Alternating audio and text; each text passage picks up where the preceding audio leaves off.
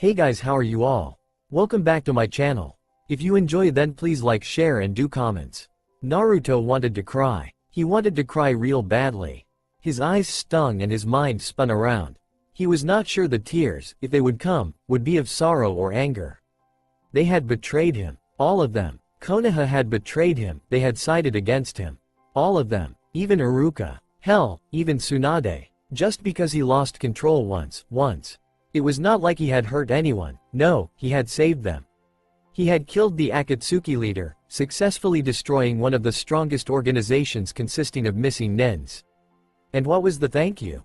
A one-way ticket of Konoha with the warning to never return. Simple as that. Looks of hatred, eyes filled with fear.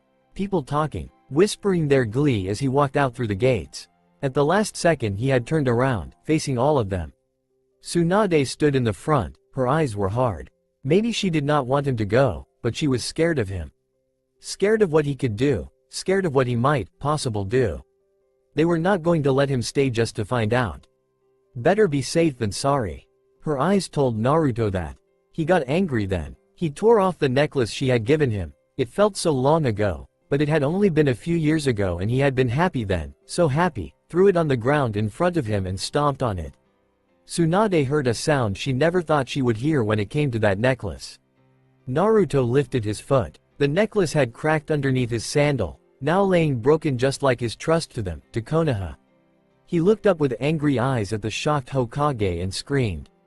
I'll make you regret this. I will come back one day, too strong to be stopped by you, too powerful to be brought down. I will seek out the people who will appreciate me, people who don't give a shit of what I am. He then vanished, leaving behind a broken necklace, a broken promise. Now, a bit later, he was only sad. His heart was hurting with each beat it took. He had nowhere to go, because he knew no one. Maybe except for Inari and the guys at water, but he did not want to go there. They were happy with their new life. He was not sure he would ever be able to be happy again. The 15-year-old threw away the orange and black jacket. He could not stand the color now. He stopped liking orange in that quantity a few months ago. Sure, a few threads of orange in some clothing was fine, but even the new one Jiraiya had given him held too much orange. He was glad he had packed the other clothes Jiraiya had given him. He hoped he would reach a place where he could throw the pants away and dress in his new clothes. For now, he wore the orange pants and his black t-shirt. Right now he was just running ahead, having no idea what to do. He was under a henge, making him look a bit older and with brownish hair and green eyes. He was just being careful. Who knew what people thought about him now? The teen stopped for a minute and rested. He was going to show them. He was going to show them what they missed. He was no longer the immature brat they had known. He had changed years ago. They just did not see it. He closed his eyes for a moment before moving on. He had to get as far away from Konoha as he could before he changed his mind and went to kill everyone. Kyuubi was rumbling inside of him, his host's anger making even the great demon nervous. Maybe it was because Naruto had never felt such anger before. Killing them now won't solve anything, Kyuubi said, hoping to calm the teen down. I know, but they piss me off, Naruto replied as he made another stop, looking around. He had moved far enough for today. He climbed higher up to where the leaves would shield him from others. He settled down onto a branch and closed his eyes. Kit, we need to talk. Talk on. I'm listening. With me still in you, people will always chase you, the demon spoke. Yes, I thought we established that some years ago, Naruto could not help but say. Don't talk back to me, brat. I'm serious. If you are to grow strong, you can't have two different chakras in your body. It's not like we can just pull you out, Naruto muttered out. The teen opened his eyes and looked up at the demon. He was in his mindscape, the demon looking down at him. Kyuubi sighed and with a swirl of red chakra he changed into human form behind the bars. Naruto walked through the bars and sat down. Kyuubi followed. He had fierce red hair, red eyes, tanned skin and dressed in red armor. He had tried, without success, to get rid of all the red a few years ago, causing some humor for his host. There is a way, the demon said and looked away. A painful way. Tell me, Naruto said. You do a ritual of sorts, Kyuubi said and looked at him briefly. Everyone says removing your demon from you will kill you, but that's only if you go the normal way. The normal way? Yes, the one Akatsuki has done on Gaara for an example. But that is forced removal. They never considered the host and the demon to be on friendly terms, like us. That gives us another possibility to release me from you. That ritual? Naruto asked eagerly. It's painful for you, the demon said, not for me. You undo the seal while doing the ritual. The demon helps their host by beginning to push out. You need a human sacrifice, because the only way you can bring me out is if I have this human form. Will you have it forever? Or will you be a normal human? I will have my human form forever, Kyuubi said. There is no way avoiding that. I will not be a human though. The sacrifice is merely to give me blood and flesh instead the way I am now, spirit. If we succeed, your own chakra will begin to grow, to expand, adjust to being alone, Kyuubi said and scratched his cheek with a claw-like nail. It will be hard the first few months, but I know you have enormous chakra reserves even without mine. Everyone tried to teach you rely on my chakra, and that made your own retreat pretty much. Naruto looked down for a few moments, his arms crossed. Kyuubi watched him quietly, letting his host decide the next actions all on his own. Then Naruto looked up again and said, "What kind of sacrifice do you want? Man, woman or child?" 3 days later. Are you really sure about this, Naruto? Yes, now go on with it. The demon sighed and then took Naruto through the ritual once before the teen would do it. Naruto had drawn the circle with his blood as the demon had requested and was now kneeling down in the middle. Before him lay a man whose throat had been slit. The man had no name in Naruto's mind, as he never bothered to ask it. He did not know if the man had any family, and had not cared. He just was at the wrong place at the wrong time. At least his death had been swift and painless. Once Kyuubi had explained, Naruto put his palms on the man's chest. The demon inside of the teen took a deep breath. There was always the slim chance some of his chakra remained in Naruto, and that would mean Naruto had to merge with the chakra, making him more of a demon. Naruto knew this risk, and did not care. He said it was fine. Lately, many things had been fine with the teen.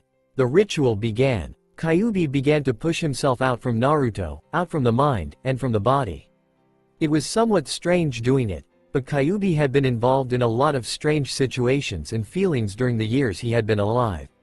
He hoped no one would come, attracted to the screaming Naruto did. The teen himself was not aware he had begun to scream. The demon so far succeeded to soothe the pain away. As Kyuubi's arm left Naruto's body, Naruto could start feeling the pain. He threw his head back, his eyes rolling back, and his scream began anew. The demon's arm found the sacrifice and held onto the body as he began to drag himself out. It was a really strange situation, but Kyuubi was not about to complain. After several painful minutes, Kyuubi with a last yank pulled his foot out and went into the sacrifice, which immediately began to change into the demon's form. Naruto fell to the ground, writhing in pain. The body was now formed and ready, but Kyuubi was rather stiff. He had not moved around in a real body for a very long time. He managed to turn his head towards Naruto and groaned in misery at the sight. Some of his chakra was still within the teen, just as he feared. He moved slowly, finally arriving at the writhing body.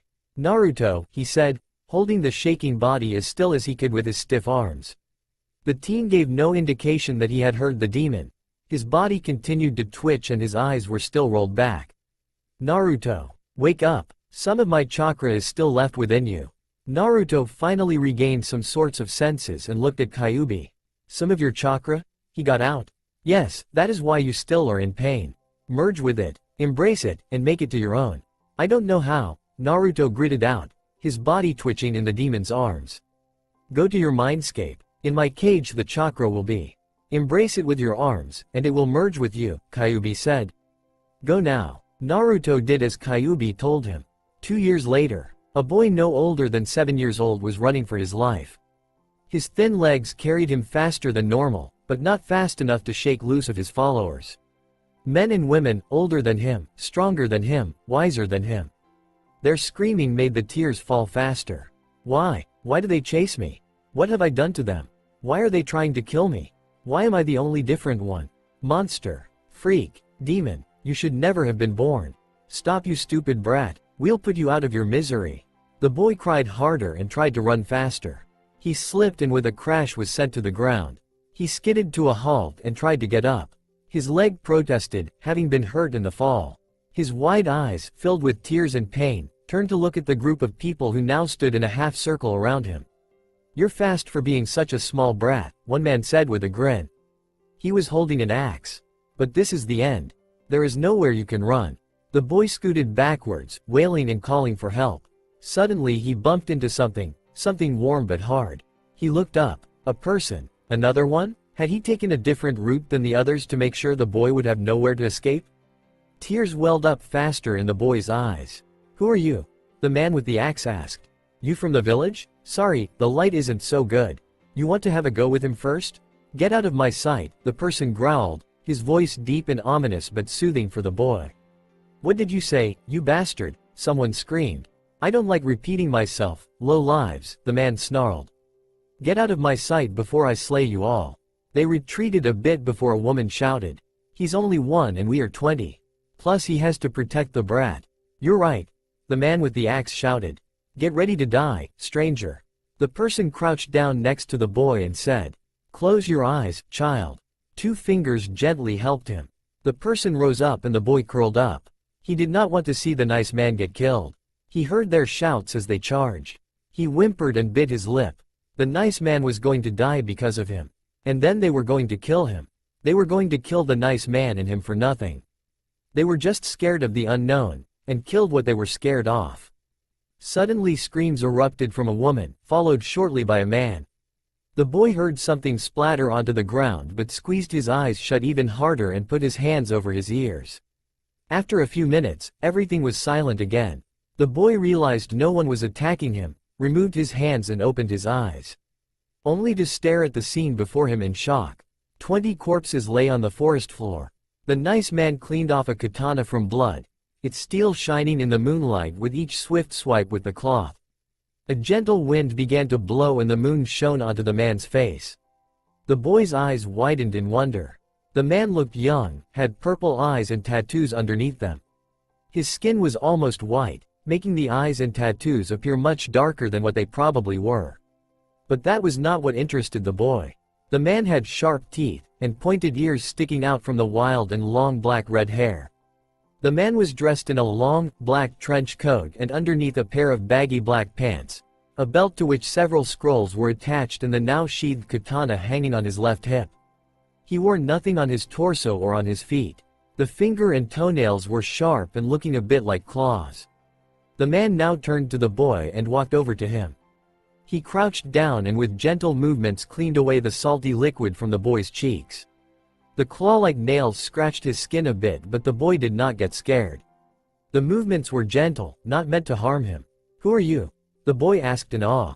"I bear no name," the man replied, "for it would be a disgrace to my parents if I continued to use it. A friend of mine calls me Sora, for when I was young my eyes matched the color of a bright sky." "Oh, so you're Sora-san?" the boy said. "Yes, I am. And who might you be?" Sora asked. "I don't have a name," the boy said and looked away. "They always say monster to me." "Why?" "Because I guess I am one." "Never call yourself a monster, child," the man said angrily. "It will only pain you." "How do you know?" "For the people I lived with before, in my former village, I was a monster," Sora said quietly, making the boy whip his head up to stare at the man. "They barely knew my name, so used were they to call me monster.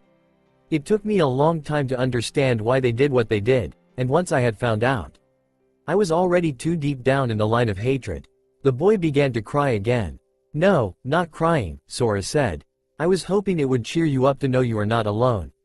"But they were mean to Sora-san," the boy cried. "They shouldn't have been mean to Sora-san, because he's a very kind person." Sora's eyes softened a bit and he said, "People do not see us that way." "Us? We too are not alone," Sora said. "I am traveling village to village in search of my own people. You are so far the youngest I have found." "Me?" the boy asked, eyes wide. "I am one of your people?" "Cast away like rags," Sora said bitterly. "Thrown out without a care. Led to a life full of hatred and wishes of revenge. I was like that, until a year ago. I had spent 1 year by then away from the village I bore such hatred to, and felt very alone. My friend asked me, if I was so alone, why not build myself a village so I can protect my people?" "You are building a village?" the boy asked, excited. "My friend are helping the ones I have promised a better life to build it while I travel, trying to save those who are in need." Would you like to follow me? The boy's eyes widened even more, if that was possible. I can go with Sora-san? He asked in shock. Yes, you can go with me. But I'm nothing. I'm just a child, I can't do anything. I don't even have a name and… Yokazi. 1, eh? That will be your name, so I can remember where I met you. Where the wind of the night brought us together. The boy looked at Sora, his lower lip trembling. But, he tried again. I will tell you something, a deep secret, Sora said. Something only my friend knows of so far. I will share this secret with you to make you understand my trust in you, Yokazi. He liked the name. How easily it was given to him. By this man, by his savior. Okay, newly named Yokazi said. Sora smiled and leaned closer. His black and red bangs brushed Yokazi's cheek. The man smelled faintly of blood and sakura blossoms. A scent Yokazi loved as soon as he felt it. The smell of his savior, the smell of Sora-san. I will tell you my real name, the name my father gave me before he died, Sora whispered. Yokazi nodded fervently, showing he was ready. I was born as Uzumaki Naruto in the hidden village of Leaf, Konoha. Naruto-san, Yokazi whispered. Sora looked at the boy and said, that name is but a mere memory now. I shall not disgrace my mother or my father by calling myself that. They died to save a village I have no love for. They died for people I rather want to see dead. I am going against that village, although not wishing for war, and therefore must bury my old name. Just as everyone else in my village, your village, has. They have? They cast away who they were, and became a new person, the man said with a smile. Just as I did. Just as you have done. Yokazi stared at the man before him. Someone who understood. Someone who called him something else than monster. Someone who gave him a name to call his own. Someone who accepted him. Tsunade felt old. Very old. She had felt this way ever since that day. Ever since she let her fear take control, and cave under the other's wishes. To throw the demon out. No, not the demon. Naruto. To throw Naruto out. The look Naruto had given her. The necklace she had given him crumbled easily underneath his rage, just as her heart crumbled. As with the necklace, no one was able to pick up the pieces. That was 15 years ago. 15 long years, not one day passing before she wondered if he was alright, if Naruto was safe, if he even was alive. If he was ever found, she would apologize to him every day for the rest of her miserable life. He probably did not want anything to do with Konoha. They had all betrayed him, and almost everyone had moved on. Not she though. Jiraiya had not been in the village at the time, but once he showed up and learned what had happened, he had walked out of the gate. No one had managed to find him after that. Iruka had realized what he had done. He realized he had pushed Naruto away, and he realized it not long after Naruto had left. The pain had been too much only after a few months. Now he was just another dead person, another grave Tsunade visited.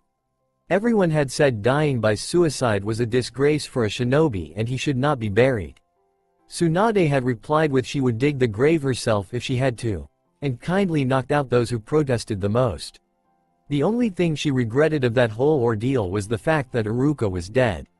To her surprise, Aburame Shino had stood up for Naruto along with Nara Shikamaru and Hyuga Neji. Their parents and Neji's uncle Hyuga Hiyashi had been told by others to make sure their kids changed opinions. The teens had not changed their opinions at all. Only Hiyashi tried to make Neji think differently while Shibi and Shikaku had told their sons to follow what they felt was right. And one day 14 years ago the three teens had simply left, leaving behind their Hitai Atesh. They had yet to be found, although Tsunade had shown their respect for Naruto by not looking for them too hard. They clearly did not want to be found. Everyone else though, they were busy with their lives, although some of them missed the blonde. It was just they did not feel as guilty. They saw him as a danger, just like the rest of the village. They did not understand. She looked outside, her eyes tired. Gaara would soon come. He was the case cage, and despite being more than pissed off at Konoha for their treatment on his best friend, he had not broken the alliance, although it had been on thin ice for a year or two after Naruto had been thrown out. For his generosity she would be forever grateful, fully knowing they did not deserve Gaara and the protection he could give in case of war. Of course Tsunade had for a while tried to find Naruto but had given up the search 8 years ago. He simply did not want to be found and she had to accept that. It knocked on the door, breaking her out from her thoughts. She called out and the case cage entered. She rose up and greeted him with the normal hug. "How are you, Tsunade?" he asked as they pulled apart a bit. "You look unwell." "I've looked unwell for 15 years, she said and sat down. "It won't change. Fear causes strange reactions, makes people act irrational. I myself have experienced it," Gaara said, "and acted rather irrational as everyone else would have done." "At least you didn't throw out an innocent villager from his village and forbid him to come back," she said and rested her head in her hand. Gaara saw the guilt was wearing down on her. She maybe had experienced the fear for a few days. The rest of the days she had lived in misery. Most people in this village deserved this misery, but not she, not Tsunade. Not when she almost killed herself trying to find Naruto. If only Iruka had been alive and with her. They might have been better if they had been closer. Now there was no chance for the brunette to meet Naruto again, and it made the redhead sad. "Shall we get down to business?" she asked, breaking him from his thoughts this time. "Yes, I guess we should," he said absently as he searched his robes for a scroll. "It should be him sitting here," she said suddenly, and Gaara looked up at her. "Naruto. It should be him sitting where I sit, and argue with you. It shouldn't be me. I should be in a nice, cozy house and play the senile old hag I am." "You are brooding about this far more than usual," he said carefully. "Today it's exactly 15 years since he was forced to leave," she said. "I'm not in the best mood." "I see. I will try to do this meeting as short as possible then. If I recall right, your village is in need of some money." "Yes. We need to change some of the Anbu equipment but can't spare any money at the moment," Tsunade said. "As I can't allow the Anbu going after missing nins without the right equipment, we are in a bit of a tight situation. There are a number of missing nins who each are worth a lot," Gaara said and took out a scroll. "Here are their names and the information I found on them. They are hunted by all hidden villages, but as you know the situation in most of the villages are the same as in Konoha. Except for Suna, it seems, if you willingly give this up," she said and held up the scroll. "We captured one recently," the redhead said, "and was therefore able to collect a big sum of money over the normal amount. With that money, we will last for quite some time as most of our equipment is in good condition. I envy you," she muttered and took a look at the different persons. "Did Suna Anbu catch your missing nin?" "No, I sent out a group of Junins," he said. "Of course, my sister was among them. With her, I guess the missing nin gave up rather quickly." "Yes," Gaara said. He had heard about her and had no wish to fight her. "Unfortunately, we don't have anyone like that. You have Kakashi and Sasuke. Sharingan users. No one wants to fight against them." "Perhaps," Tsunade said and narrowed her eyes in thought. "I could always send out Hinata as well. No one desires to fight against Byakugan either." "I will let you plan in peace," he said and rose up. "Are you going back to Suna?" "Not immediately. I thought I should visit Iruka-san's grave before I left." Gaara visited the grave every time he was in Konoha, and this day seemed to be no exception. "All right," she said and looked outside. "You know, if I could, I would do as Jiraiya did. Walk out of the gate without looking back? Yes. This village, before I swore to protect them all, but now I don't feel like protecting those who cast away whatever they fear. But then again, I'm no better than them. Is someone missing him?" Gaara asked quietly, looking at the woman. Tsunade was silent for a while. Then she said, "Besides me? Sasuke. He was unconscious after a mission at the time, so he could not say anything, but I know he was angry.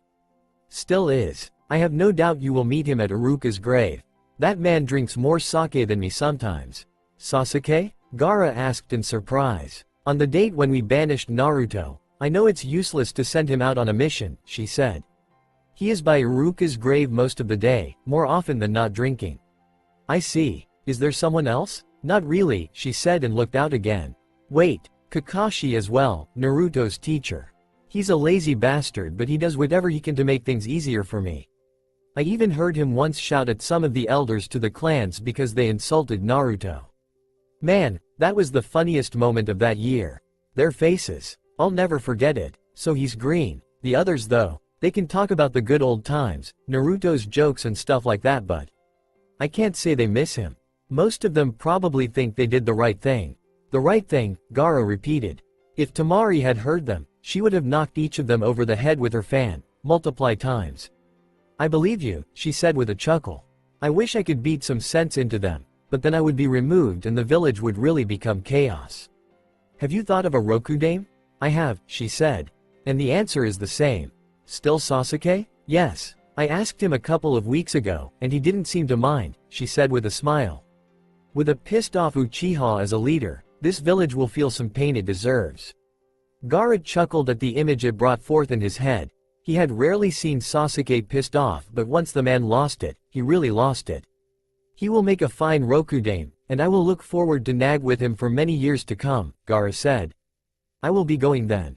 Take care, Tsunade said. And thank you for the information. Merely helping a friend, he said and waved as he left.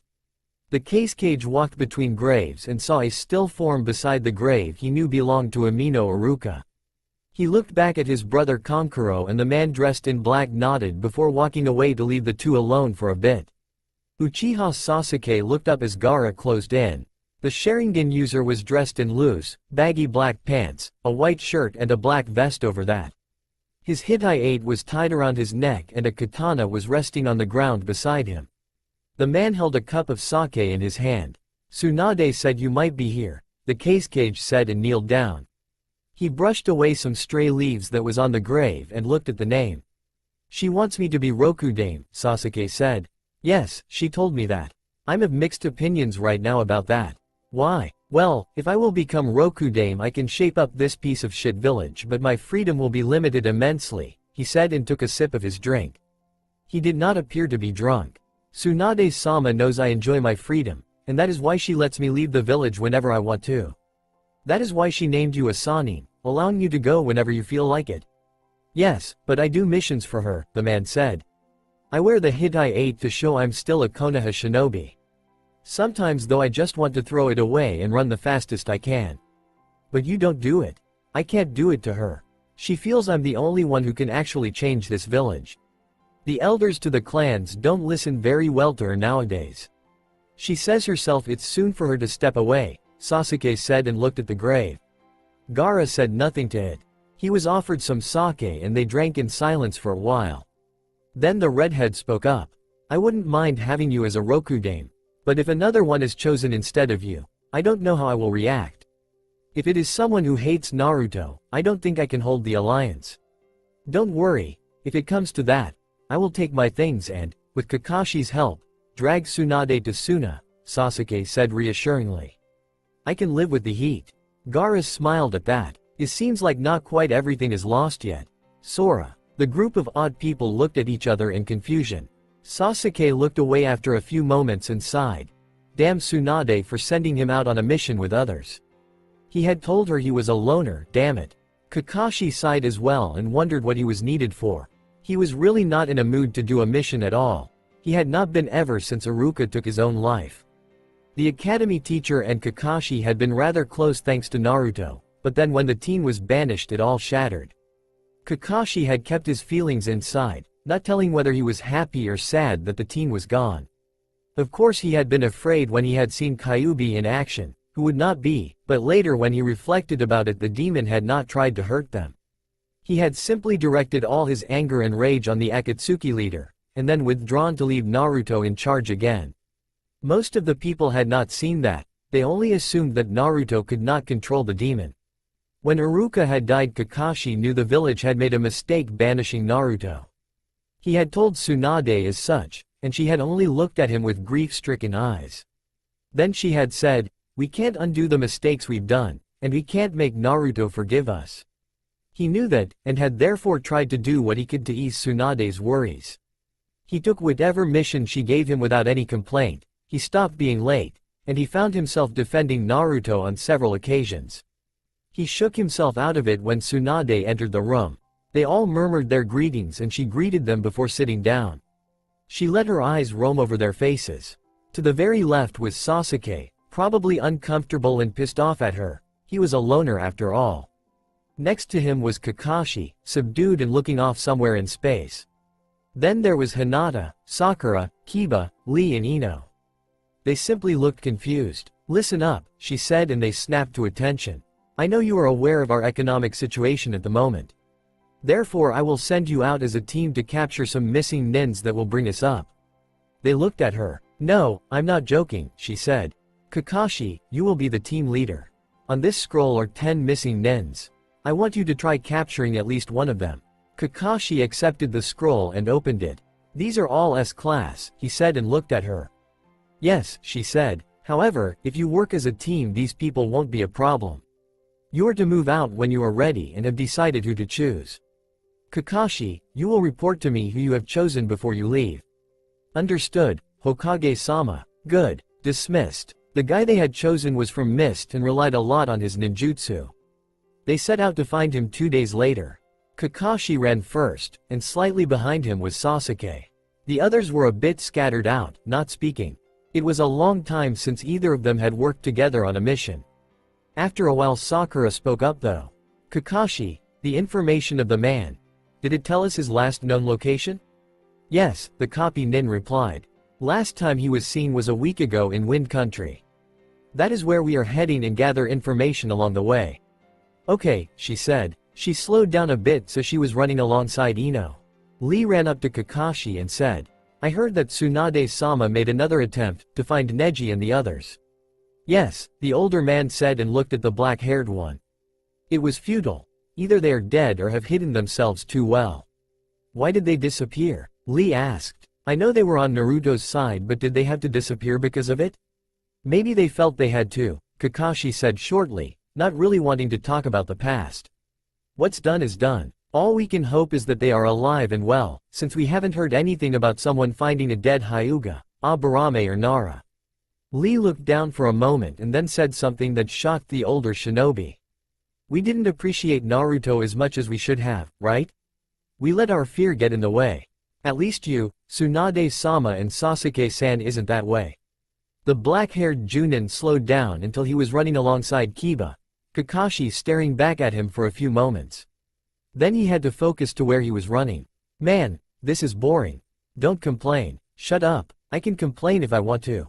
But only as long as you are away from the village." 3 people walked down a dusty road, dressed in heavy, white hooded cloaks which covered their whole body and with white masks covering their faces. One of them was a woman, and the other 2 were men. The woman spoke up again, her voice calm and smooth. "But going all this way, couldn't we have chosen anyone else?" One of the men said. "We are beginning with him, and then work our way up back home." "That makes sense," she admitted, "but Onikage-sama said we shouldn't be gone for so long." "Come on," the other man said. "We can beat the crap out of them and move home within a few days." "Not with the pace we're going right now," the woman muttered. They were an odd little group in the middle of Wind Country. The hot sun was glaring down at them, but they seemed fine in their cloaks. One of them suddenly stopped and removed the mask. It was the woman. Her white eyes glared up at the sky for a moment, baring fangs between vermilion lips for a moment before looking down at the 2.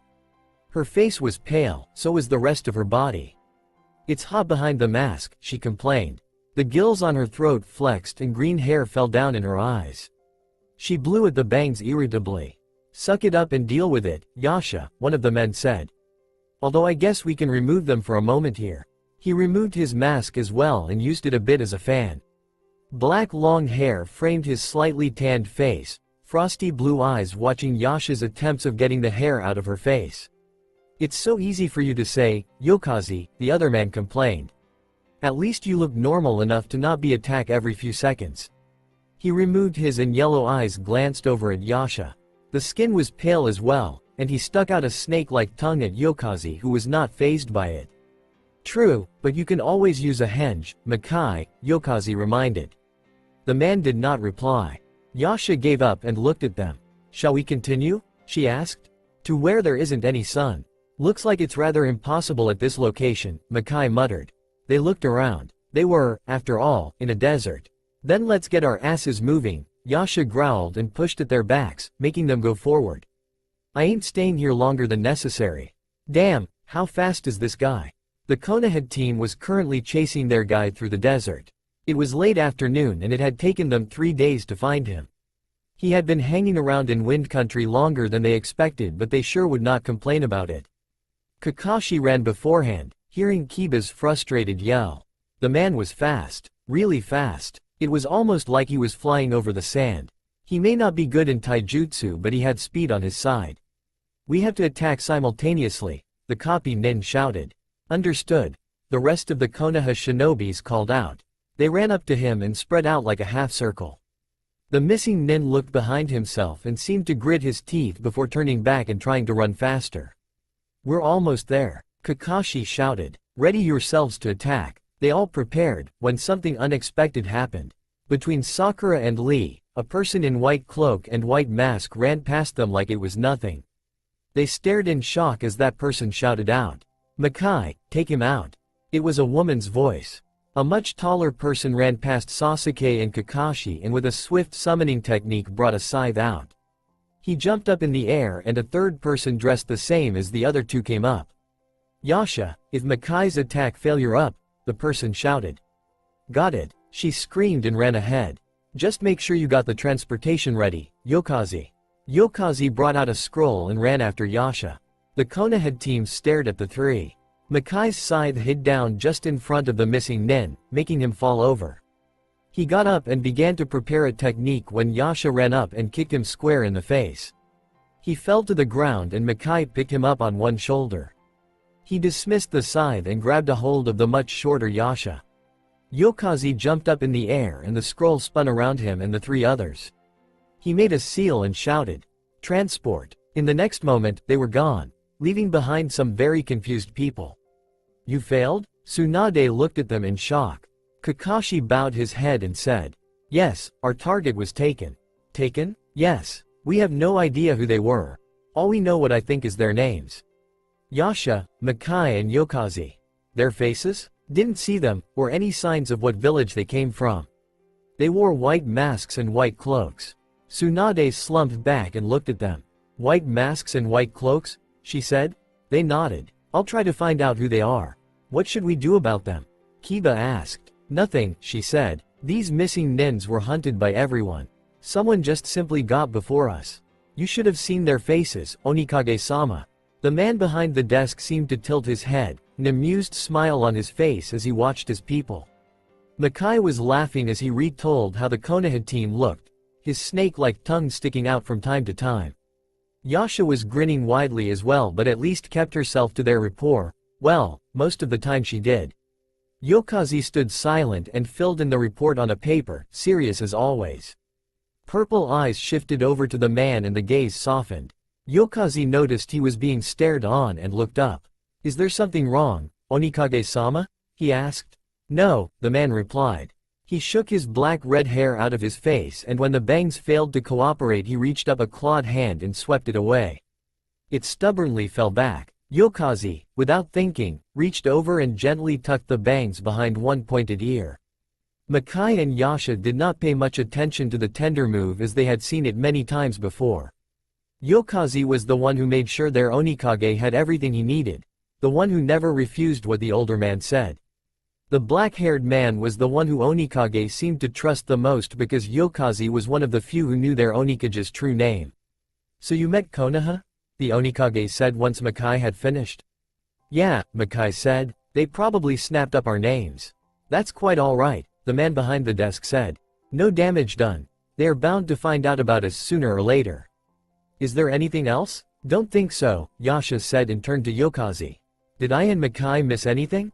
If you did, it will be written down so Onikage-sama can read it later if he so wishes," the blue-eyed man said. "You two are dismissed," the violet-eyed man said, smiling at the two. "Yokazi, a word." The two bounced to the door and it opened soundlessly. As it closed, Yokazi relaxed his posture and said, "Is there something special, Sora-san?"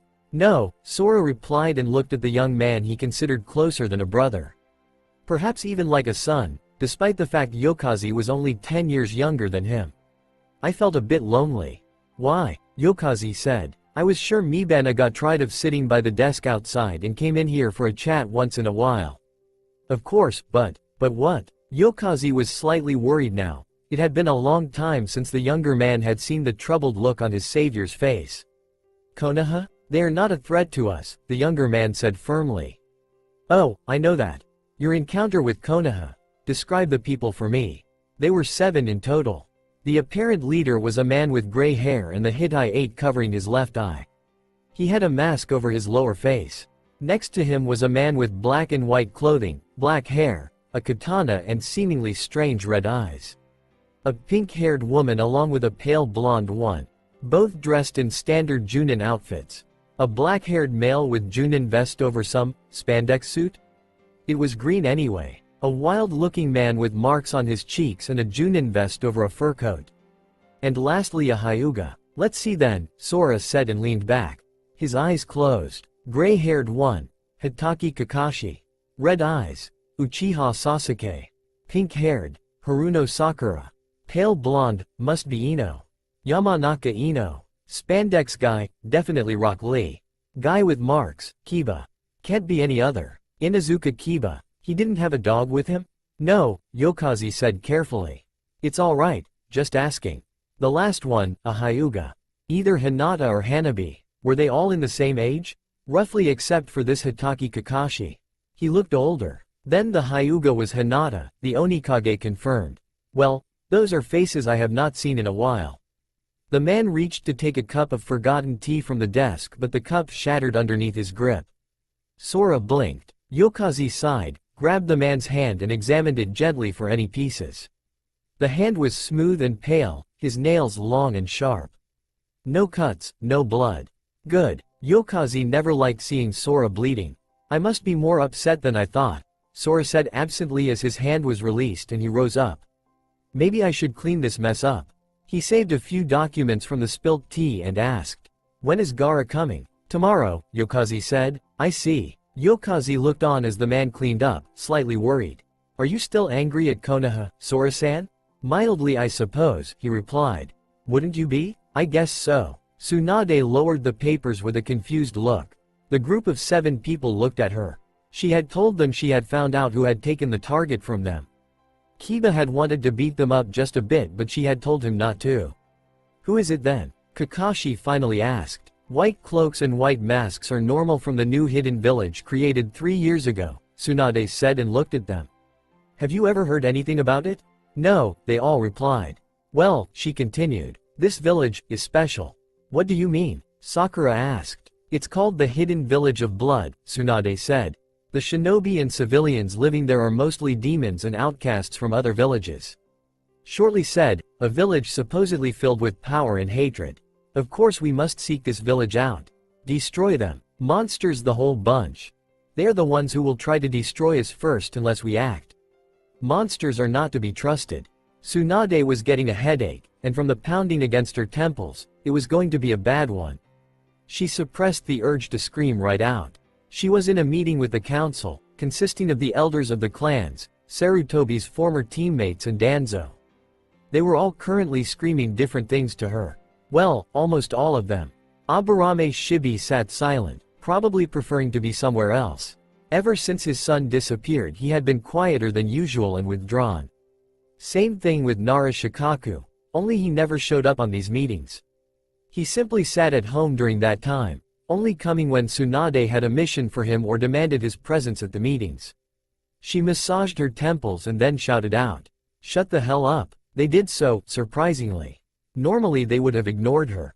She looked up at them, fire in her eyes and said, "We don't know anything about this village yet. We don't even know where it is. First we will seek them out and I will meet with their leader. If they bear no ill intentions, then we will show them the same respect." "You don't show monsters respect," Utatane Kaharu said, her lips in a thin line.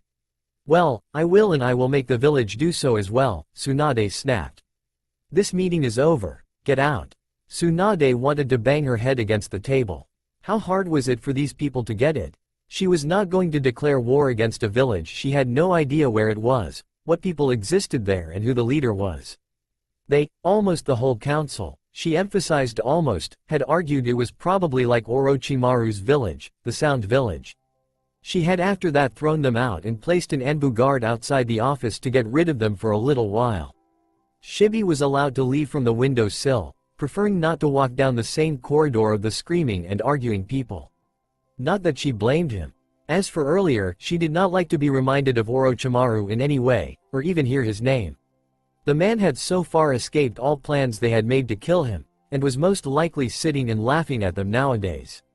Tsunade gritted her teeth and tried to concentrate on paperwork. A few minutes later it knocked on the door. She looked up, irritated. She had told the Anbu she did not want to be disturbed. The man opened the door and said, Tsunade-sama, Cage-sama is here to see you. Oh, show him in. Well, Gaara was different. He could disturb her all he wanted. Gaara stepped through and closed the door. Have you done something to upset your council? He asked curiously. I refused to let them open war against a new hidden village, she said. Oh, what village? Hidden Village of Blood, she said, gesturing to a thin map to her left. That's all I can find about them. Isn't it rather rare that someone created a village for demons and outcasts? Gaara said as he flipped through the map absently. It was more a challenge than a question. It's nice for those who are so-called demons and outcasts, Tsunade replied as she signed another paper. I said myself if they bear no ill intentions, we won't either. I guess that didn't go home with the rest. Are you kidding me? I thought I would go deaf with all the yelling. Is that so? Gaara put down the map and looked at her. What will you do? First of all I will try to find where the village is and then I guess send some kind of message to the leader, she said and massaged her temples. Then we'll see. Hidden Village of Blood, Gaara mused, a small smile on his lips. Somehow, Tsunade had the feeling he knew more than he said. Several days later, a meeting yet again. At least Gaara was with her this time. The council members sat down and Danzo spoke up. Well, Tsunade-heim? She hated how he mocked her by calling her that. Have you found out where the village is so we can prepare for an attack? There will be no attacking, she said. If you don't follow that order, Danzo, I will have you killed. The statement was cold, straightforward and true. Danzo froze at the chilling tone and the look of utter hatred in her face. She would kill him if he did anything that she did not approve of. As you wish, he mumbled out and looked away, angry. How dare she try to control him? He was not someone who would be controlled, but instead he should be the one ruling Konoha. Tsunade, ignoring Danzo's fuming expression, looked at the others. We are not going to attack this village. Are we clear on that point? They all nodded. We are not to call them monsters or any other degrading names, she continued. Understood? After some hesitation they all nodded. Good. Now, this is what I have found out. Most of them leaned forward eagerly, her previous statements already forgotten. She sighed, they were hopeless. She should never have accepted becoming a Hokage. Nonetheless, she started speaking. The village is on an island called Death's Cliff. There is only one way for normal people to get there and that is with a boat that goes to water country 4 times a week. Most of the people on the island are fishermen, and from what I have found out they have nothing against to have a shinobi village at the island. In fact, they seem to like it since the money the village gets in they also share with the rest of the island. That doesn't say much, Inuzuka-sume said. I still don't know what kind of leader they have. Tsunade began. Gaara got tired of the charade and spoke. They call him Onikage. They all stared at the red-headed man. He had his arms crossed and looked at them before continuing. You speak of attacking them. Yes, Hyuga Hiyashi said. They are not humans. They are as much human as everyone else, Gaara said. It's their looks that are different. You have met them? Tsunade asked, eyes wide. Yes, Gaara said and now they all stared at him once more. Why? Hiyashi demanded to know. Onikage invited me, Gaara said, amused by their reactions. An alliance was created between us when the village was finished over 3 years ago. The last push Suna helped them with to get everything up and running. Attacking them will mean war against Suna. You are allied with a village with monsters? Mitokado Homura ground out, glaring at him. Gaara's temper flared but before they got any further it knocked on the door. Sarutobi Asuma opened the door, looked at them all in turns and then said, jabbing a thumb over his shoulder. Strange-looking guy wants to see Tsunade-sama. He said it was important. All the ANBUs in the room tensed slightly. She waved at him and he stepped aside, allowing the strange-looking guy in. Her mouth fell open. A man dressed in a white cloak and white mask stepped inside. His movements were smooth, silent, like the wind. He bowed to her and spoke. Our great leader Onikage-sama has sent me, Yokazi, to bring you a message from him, Tsunade-heim. Yokazi, one of the people who took the target from them. She barely managed to nod and Yokazi stepped forward. He brought his hands out, one of them holding scroll. He gave it to one of the Anbu who could check it over before giving it to Tsunade.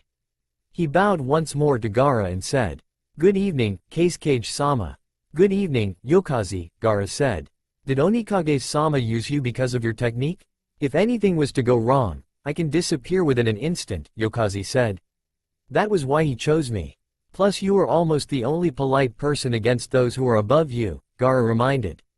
Yokazi laughed softly and removed his mask. The council members sat on needles as the two spoke. Tsunade was busy reading what Onikage had written to her. I was saved when I was young, Yokazi said and tilted his head.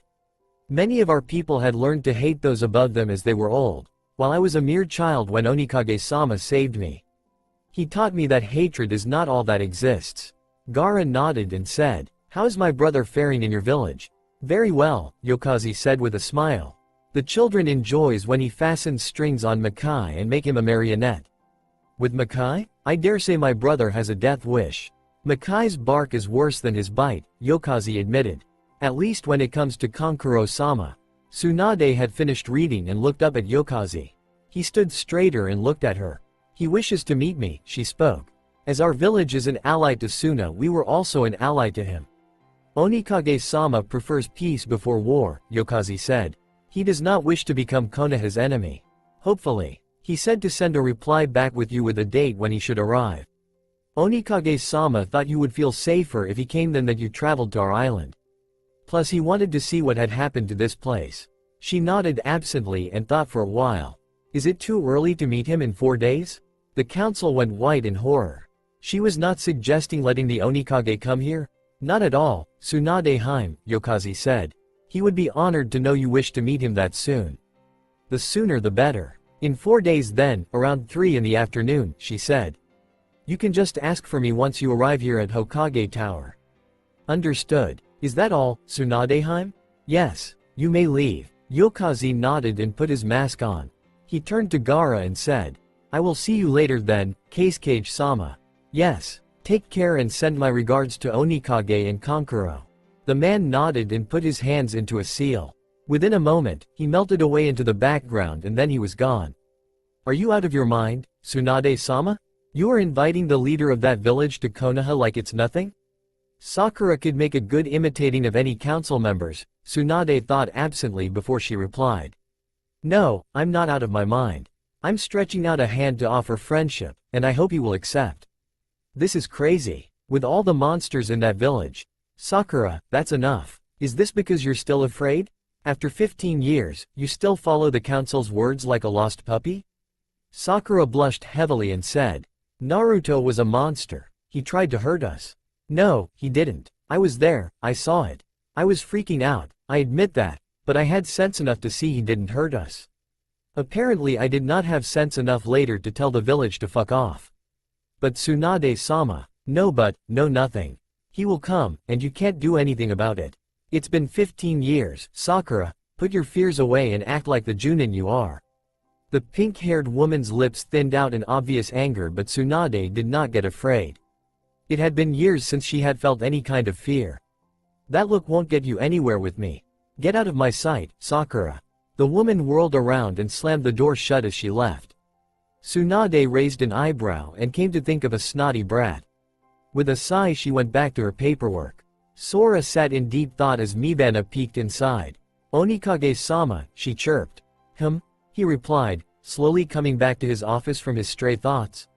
He tapped his chin absently, not quite in the room just yet.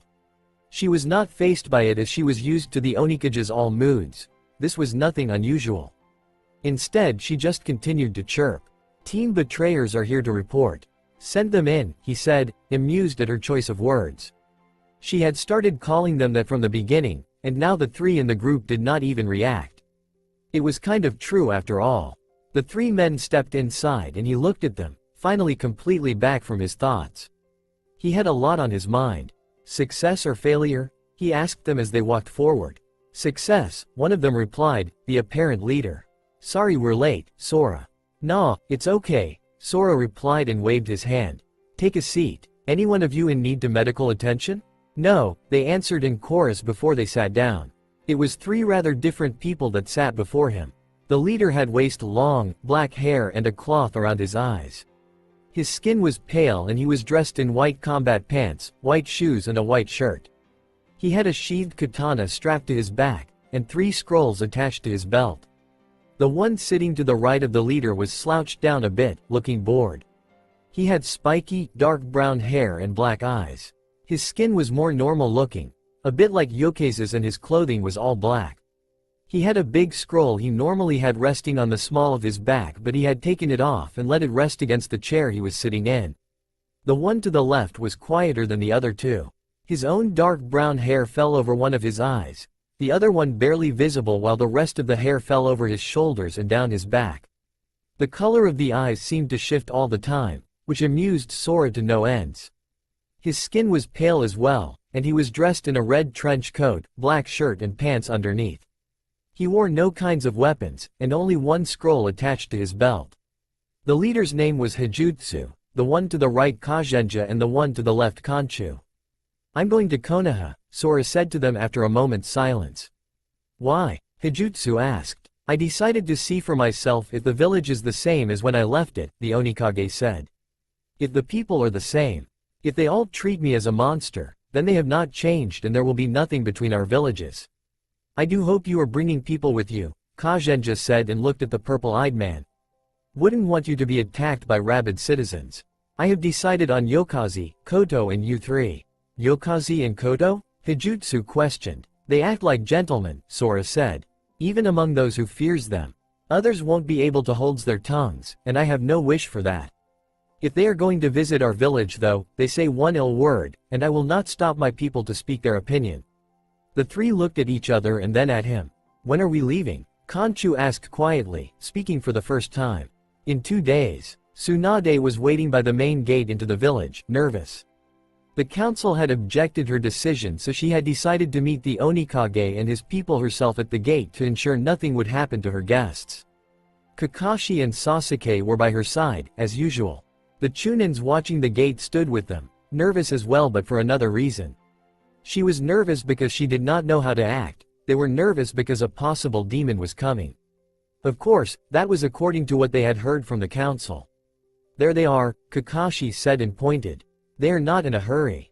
How many? Tsunade asked, and the Chunins grew more nervous and worried. She herself squinted and cursed her sight. Or maybe it was just Kakashi had eyes like a hawk. Or rather, 6 I think, Sasuke said and squinted a bit to look. Yes, it's 6 of them. Kakashi nodded in confirmation. Not more? She mused. Normally a cage from a village is flanked by a and be used twice that amount and then at least 10 more people. Ah, it appears that Tsunade Heim is waiting for us, Yokaze said. How the hell do you know that? Kazenja asked. The wind tells me it's her. She is not alone. The two with Sharingan eyes are there as well as a few Chunins. They are called Chunins, correct Onikage-sama? Yes, Sora replied and looked ahead. Kakashi and Sasuke, why are they with her? We'll just have to see for ourselves, Hijutsu said. I feel they have no ill intentions against us. But others, Kanchu continued, they are a mass of hatred combined with pathetic fear. Be on your guard, Onikage said. Just because Tsunade maybe doesn't want to hurt us doesn't mean the others will stay away. Tsunade stood up straighter once she got vision of the Onikage. Her eyes widened, as did the others. He was tall, at least 1 head taller than Kakashi, who was not short with his 181 centimeters. He also appeared to be thin but with strong muscles. He was dressed in black combat pants and a fishnet shirt, over that a white robe. He wore no shoes. He was dressed rather normally. It was how he looked as a person that made them look at him in wonder or fear in the Chunin's cases. He had wild black-red hair that went down his shoulders and seemed to go down to around his waist, the tips chopped unevenly. From the wild nest 2 pointed ears stuck out. His eyes were purple and bore tattoos underneath each in the form of 3 red dots. His skin was pale, making him look unhealthy. They saw him talk with one of them, and noticed he had fangs in his mouth instead of normal teeth. He had clawed finger and toenails, looking quite alike a demon. But his smile was gentle and kind, and eased her worries. While he looked dangerous, he did not feel like it. The 5 people around him were unknown to her except for Yokaze. She had gotten a glimpse of his face last time. Now none of them were dressed in the white cloaks and masks, and Tsunade as well as Sasuke and Kakashi could get a good look at them all. Yokaze was wearing gray combat pants along with some sandals. He had a tight, black t-shirt and a gray vest over that. He also had elbow-long, black gloves on with some metal strapping. On his belt was several scrolls fastened and he had a holster for kunais on his right leg. The man walking next to Yokazi made Tsunade puzzled. He had white long hair, pale skin and disinterested half-lidded green eyes. He wore a white kimono of some sorts and had a katana strapped to the left hip. He should not fit in with the others, but somehow he did. One of the other three had a cloth wrapped around his eyes and long black hair. He was dressed in white. She thought she saw the hilt of a katana sticking out from behind his back. One of them walked behind the Onikage but appeared to have spiky, dark hair and dressed in black. The last one walked before the others, having dark brown hair that fell unevenly around his face and down his shoulders. He was dressed in red and black. "Tsunade-sama?" One of the Chunins questioned warily. "It's okay," she said. "Go back to your post." She waited until they closed in and the leader for the Blood Village discovered her. His purple eyes bore into hers, challenging her to look away, and she stood her ground. "Onikage-sama, I presume," she said with a small bow. Kakashi and Sasuke followed her example. "Tsunade-hime," his deep voice replied, saying her name in a way no one else had managed. It seemed like his voice held a sort of magic in it, making you listen to him. "An honor to meet one of the legendary Konoha Sanins. You know of me. I should be the one who is honored," she said. "My companions are Hitaki Kakashi and Uchiha Sasuke. These are, what should I call you guys?" Onikage said and looked at the five protectors. The one behind the demon-like man snapped, looking at the leader irritably. Tsunade found it a bit amusing. "Alright, let's go with that. My apparent protectors Koto, Yokazi, Hijutsu, Kagenja and Kanchu." They all nodded when he spoke their names. Kagenja glared at Sora due to the word, apparent. Onikage himself only looked amused. "A pleasure to meet you all," Tsunade said and looked at them with a smile. "Shall we move to the Hokage Tower directly? I suggest we don't walk there though. This village has too many narrow-minded people, I'm afraid." "I can see that," Koto said, who shot a glare at one of the Chunins a bit away. "Onikage-sama, I suggest we do as Tsunade-hime says." The demon-like man looked around and saw someone giving him a glare a bit away from the gates. He bared his fangs, making the person shrink back in fear. "Humans," he murmured and shook his head as if amused by the reaction of fear. "I will never succeed to fully understand them." Tsunade looked at him when he said that, a bit curious. He saw it and continued. "I'm not human, as you can see. Demon blood flows in my veins, tainting my so-called humanity." "Please," she said, "you act nicer than most people I know, so you can have whatever blood you want in those veins of yours. Follow me." If the six from the Blood Village were surprised, they hid it well. The three Konoha shinobi jumped up on a roof and looked behind to make sure they followed. Yokazi was gliding in the air with Koto by his side. Onikage made one jump and flew high up in the air before landing on a building and taking another jump. Chakra rippled through the air as he traveled.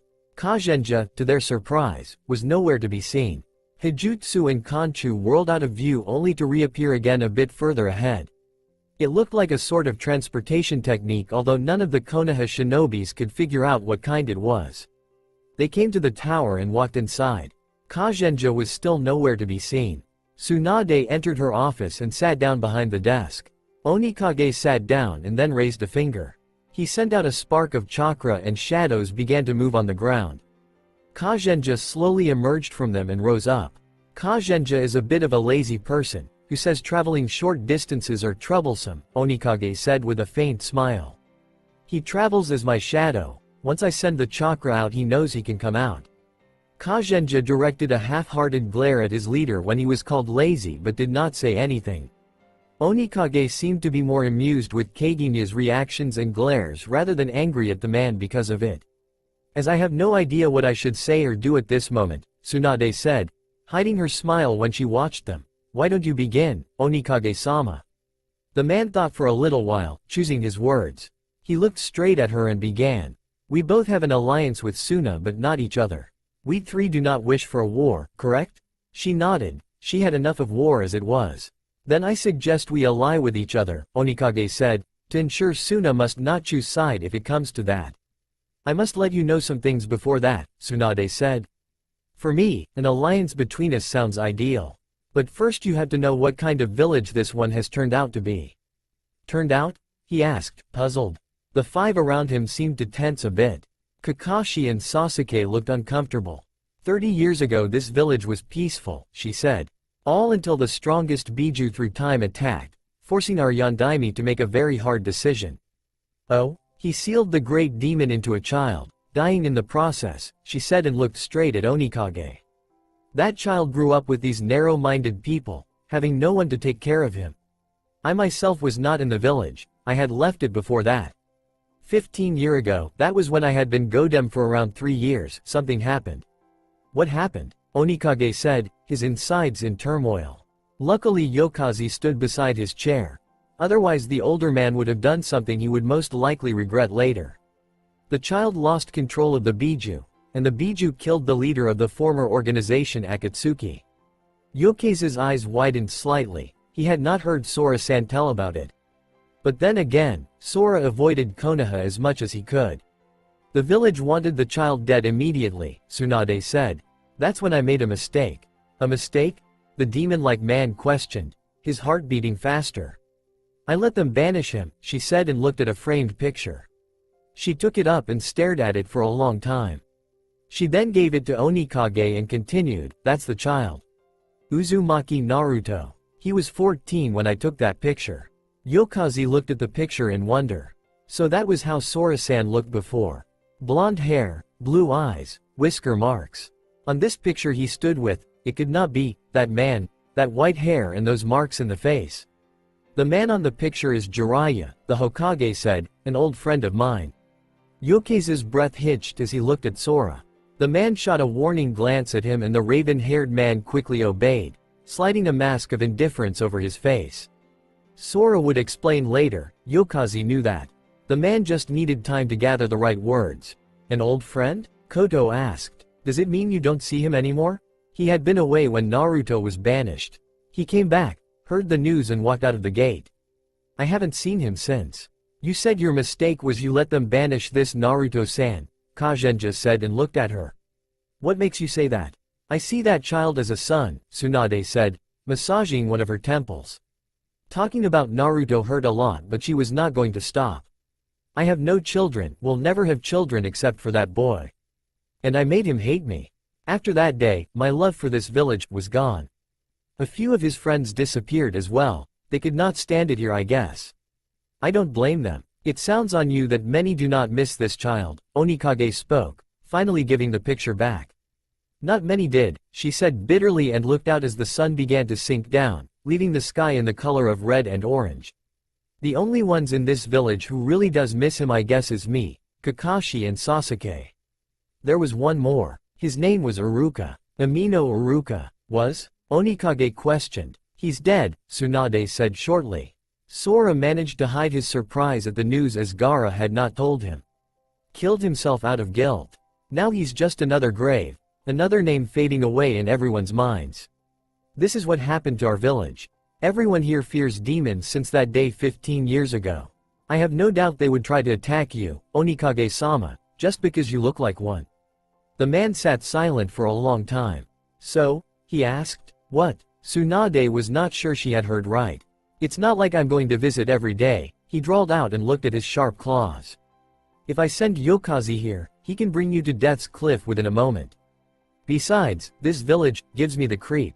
Welcome to the club, she said dryly, amused by his choice of words. Although we are only 3 that feel that at the moment. Well, now you are a few more, Kanchu spoke. I don't feel very well, being in this village. Let's go out for some air, she suggested. We can discuss the alliance outside. Instead of using the door, she opened a window and jumped out. The others followed. When they came to their final destination, the 6 outsiders looked around. A graveyard, Onikage said softly and rose up from his crouch. Sorry, we don't have any quieter place, Tsunade said. And while I'm here I can pay some respect to Iruka's grave. She moved forward, through the rows to get to Iruka's. While the others followed her, Onikage stayed behind. He looked around. What's up with Onikage-sama? Kakashi asked the 5 people. They all stayed silent for a while before Hijutsu spoke up, clearly not talking to any of the shinobi of Konoha. His chakra is sad again. That it is, Kagenja agreed quietly. Onikage-sama doesn't like seeing graves. Yokaze told Kakashi, Sasuke and Tsunade as they had stopped on their way to Iruka's grave.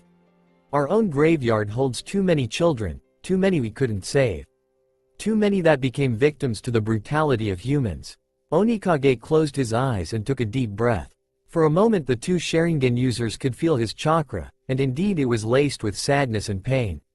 Then he opened his eyes again and began to walk. They killed children? Sasuke asked, both sad and angry at the same time.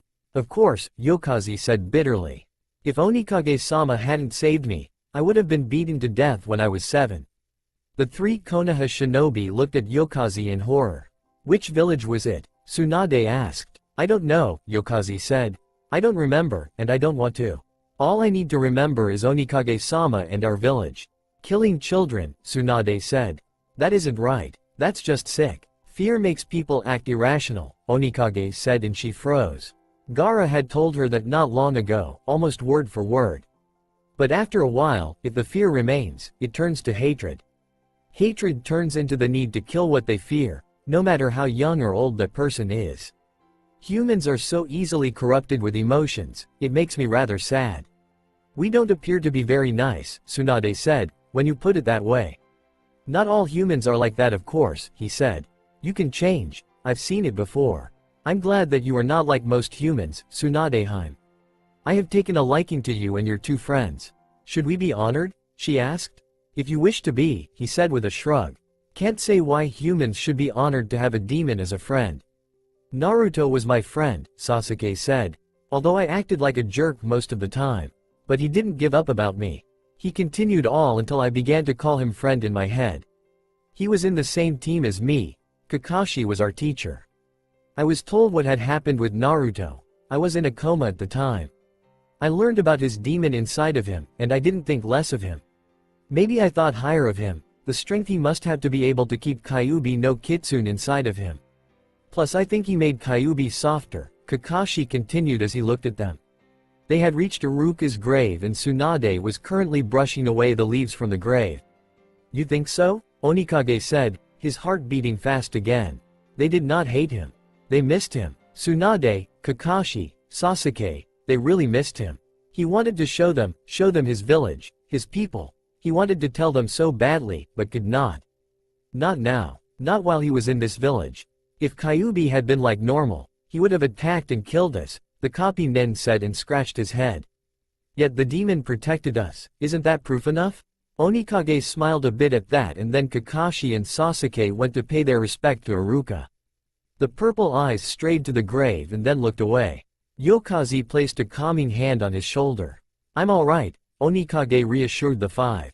Just thinking about things I rather not think about. Then stop thinking about them, Kagenja said, trying to refrain from cuffing his leader over the head. He was tempted though. Suddenly a man entered and they grew alarmed. Tsunade looked back and said, Shikaku, it's been a long time since I saw you crawl out of your house. Quiet, the Nara muttered and looked at the six. Tsunade rose up and introduced him. It's the Onikage-sama from Blood Village and his companions Koto, Yokaze, Kanchu, Hijutsu and Kagenja. Everyone, this is Nara Shikaku. Evening, Shikaku spoke without great enthusiasm.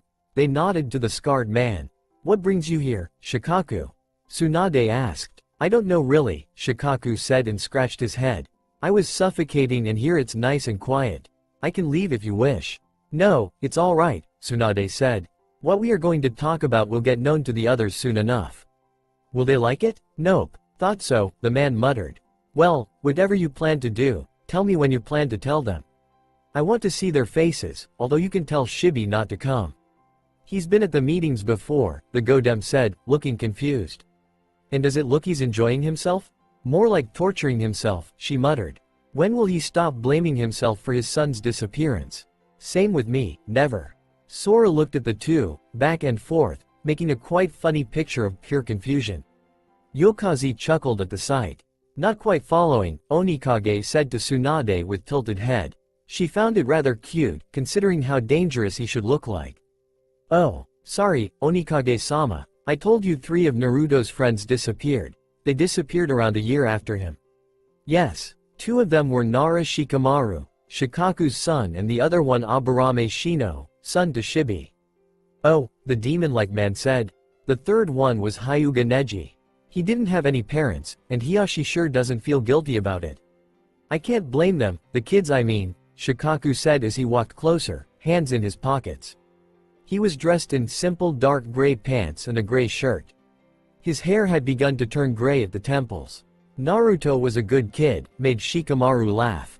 Shikamaru felt much of the world was boring, but when he was with Naruto something fun always happened. Hey, your name was Kagenja? Yes, said man replied, a bit apprehensive. Hijutsu tensed slightly, ready to protect his friend and teammate. Do you all have special names? Shikaku asked and tilted his head, obviously curious. We have a tradition in our village, Kagenja said and looked at Onikage. He nodded and the man continued, when we become villagers there, we begin a new life. And a new life isn't complete without a new name. So your names aren't your real ones? Shikaku said. Correct, Kagenja said with a smirk.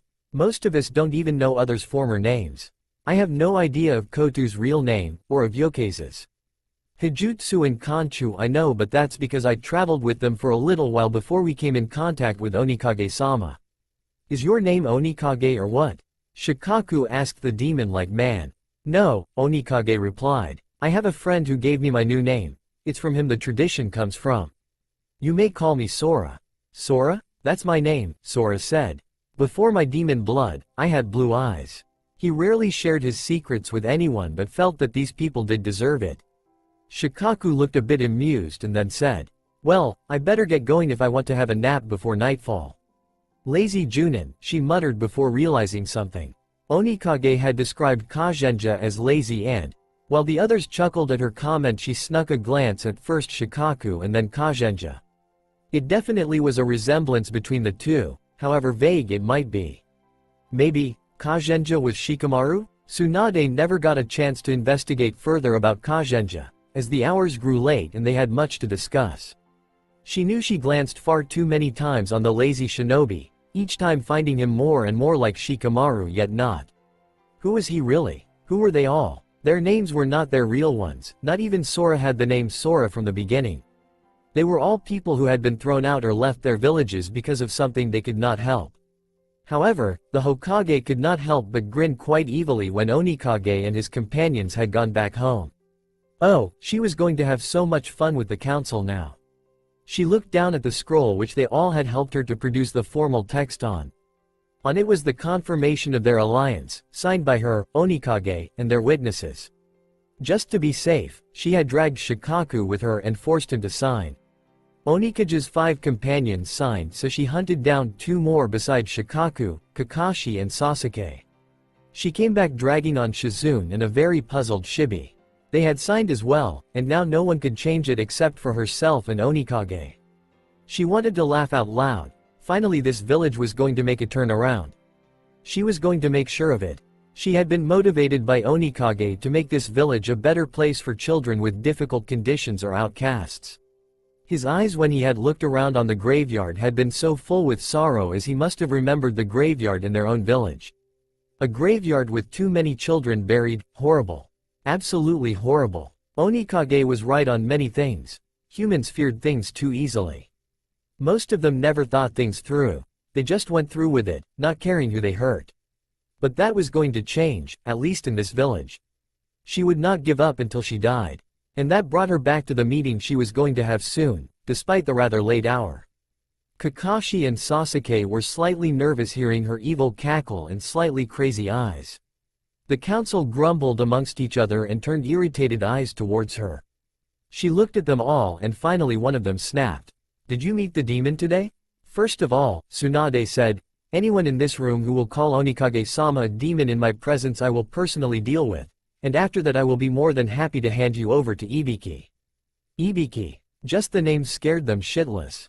Maybe one of the few others she liked in this village beside Kakashi, Sasuke, Shikaku, Shibi and Shizune.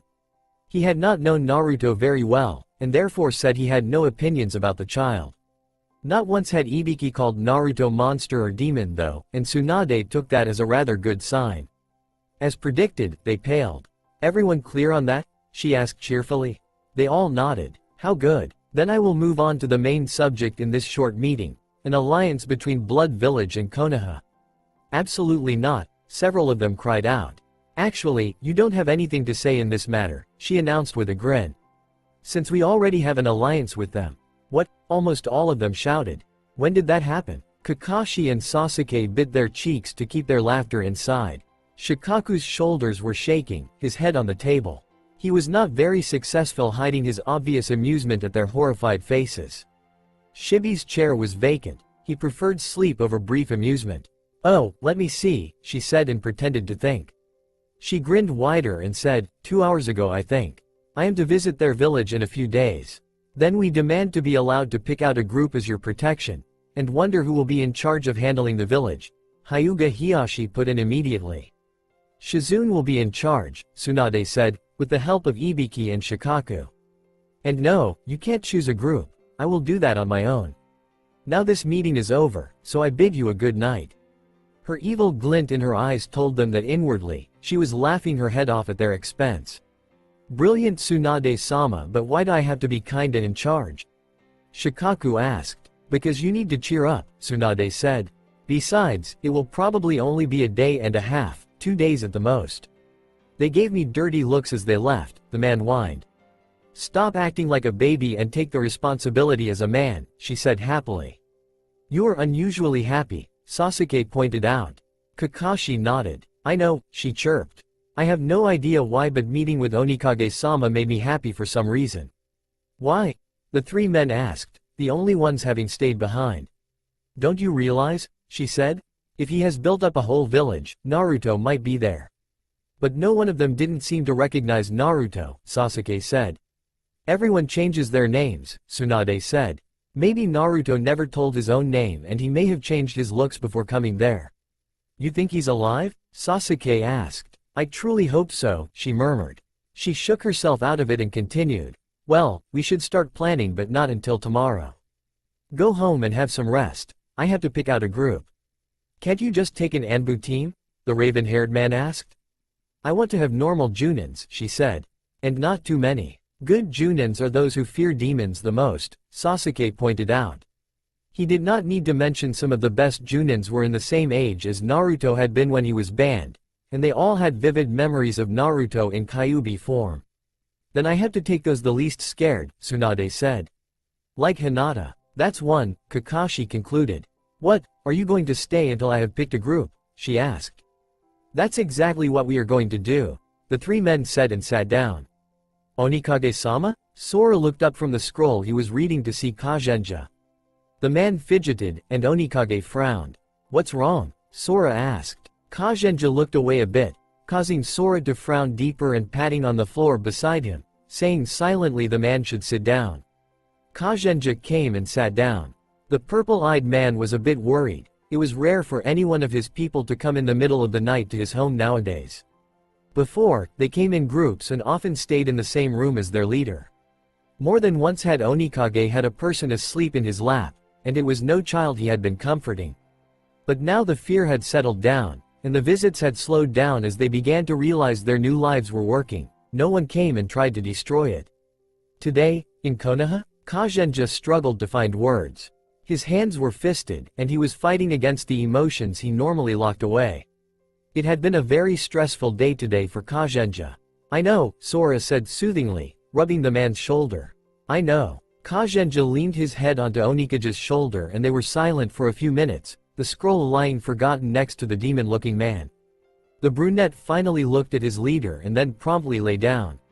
I see you are staying for the night, Onikage said with a somewhat amused but gentle smile. You can't move me, Kazenja declared, quickly snuggling up on his leader's thigh. Sora only picked up the scroll again and continued reading. Sora shook his head as he finished his reading and looked down. Kazenja had fallen asleep, but the floor was uncomfortable to sleep on, and Onikage was not going to sleep sitting up.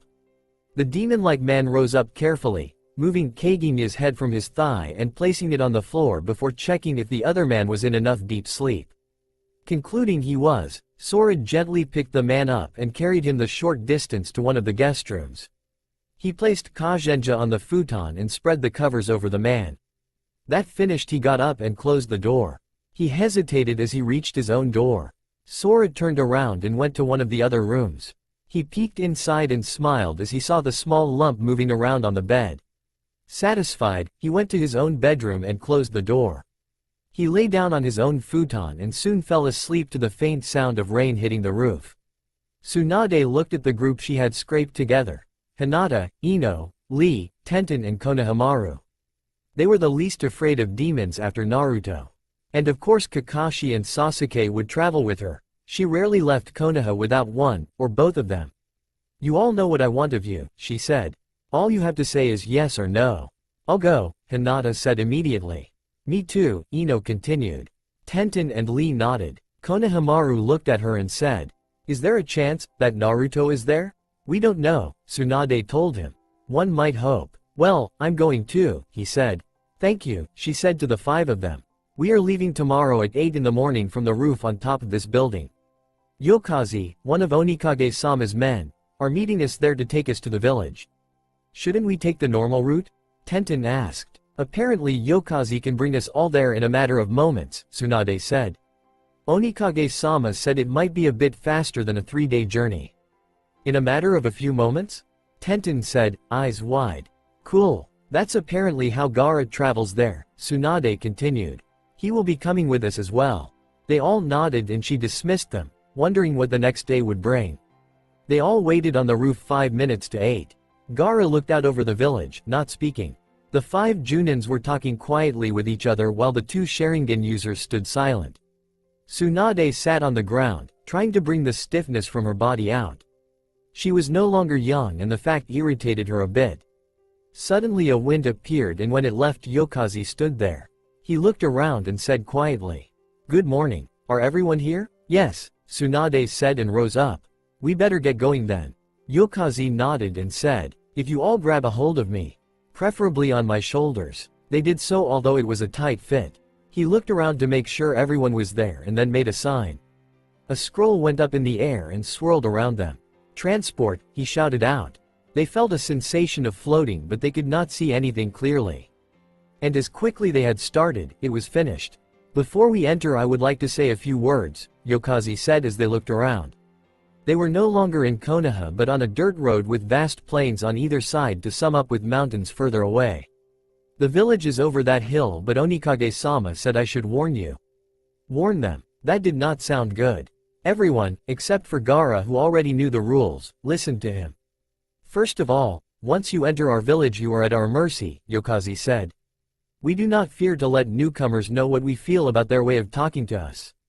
So no name-calling or degrading observations as most of the people in our village will see you as an enemy if you do." They all nodded. "Second, most of the people in the village look different," Yokazi said. "I was lucky to appear as normal while my abilities are not. Most of the others look like Onikage-sama, features they have no control over. They do not wish to be stared at. Remember that." Once again, they nodded. "And thirdly, since our village is rather new, not all locations are permanent yet," Yokazi said. "We have caught the young ones more than once practicing kunai thrown in the middle of the street. If you are attacked, look before the attacker before you decide to throw it back. Your attacker might be a child who missed its target." They nodded for the 3rd time. He looked at them and said with a faint smile, "I think you will do fine. However, if it had been one of those elders I met when I came for the first time, I might have considered skipping the warnings and letting them be killed." They stared at him at his bold statement and Gaara sighed. "One day you are going to get in trouble for that," the redhead said and Yokazi turned to smile at him. "Then that day will come, and I will fight," the man said. "I was taught never to lie. You are a bit too good about telling the truth," Gaara deadpanned. The Konoha shinobis stared as they saw the gate to the village. It was bigger than Konoha's and painted pitch black. The walls ran higher up than in Konoha and were blood red. "We are a bit paranoid," Yokazi said as they walked towards the gate. "We like things high because it gives us the security that people has to work a bit to get inside." As they came closer, one of the people jumped down, most likely a guard.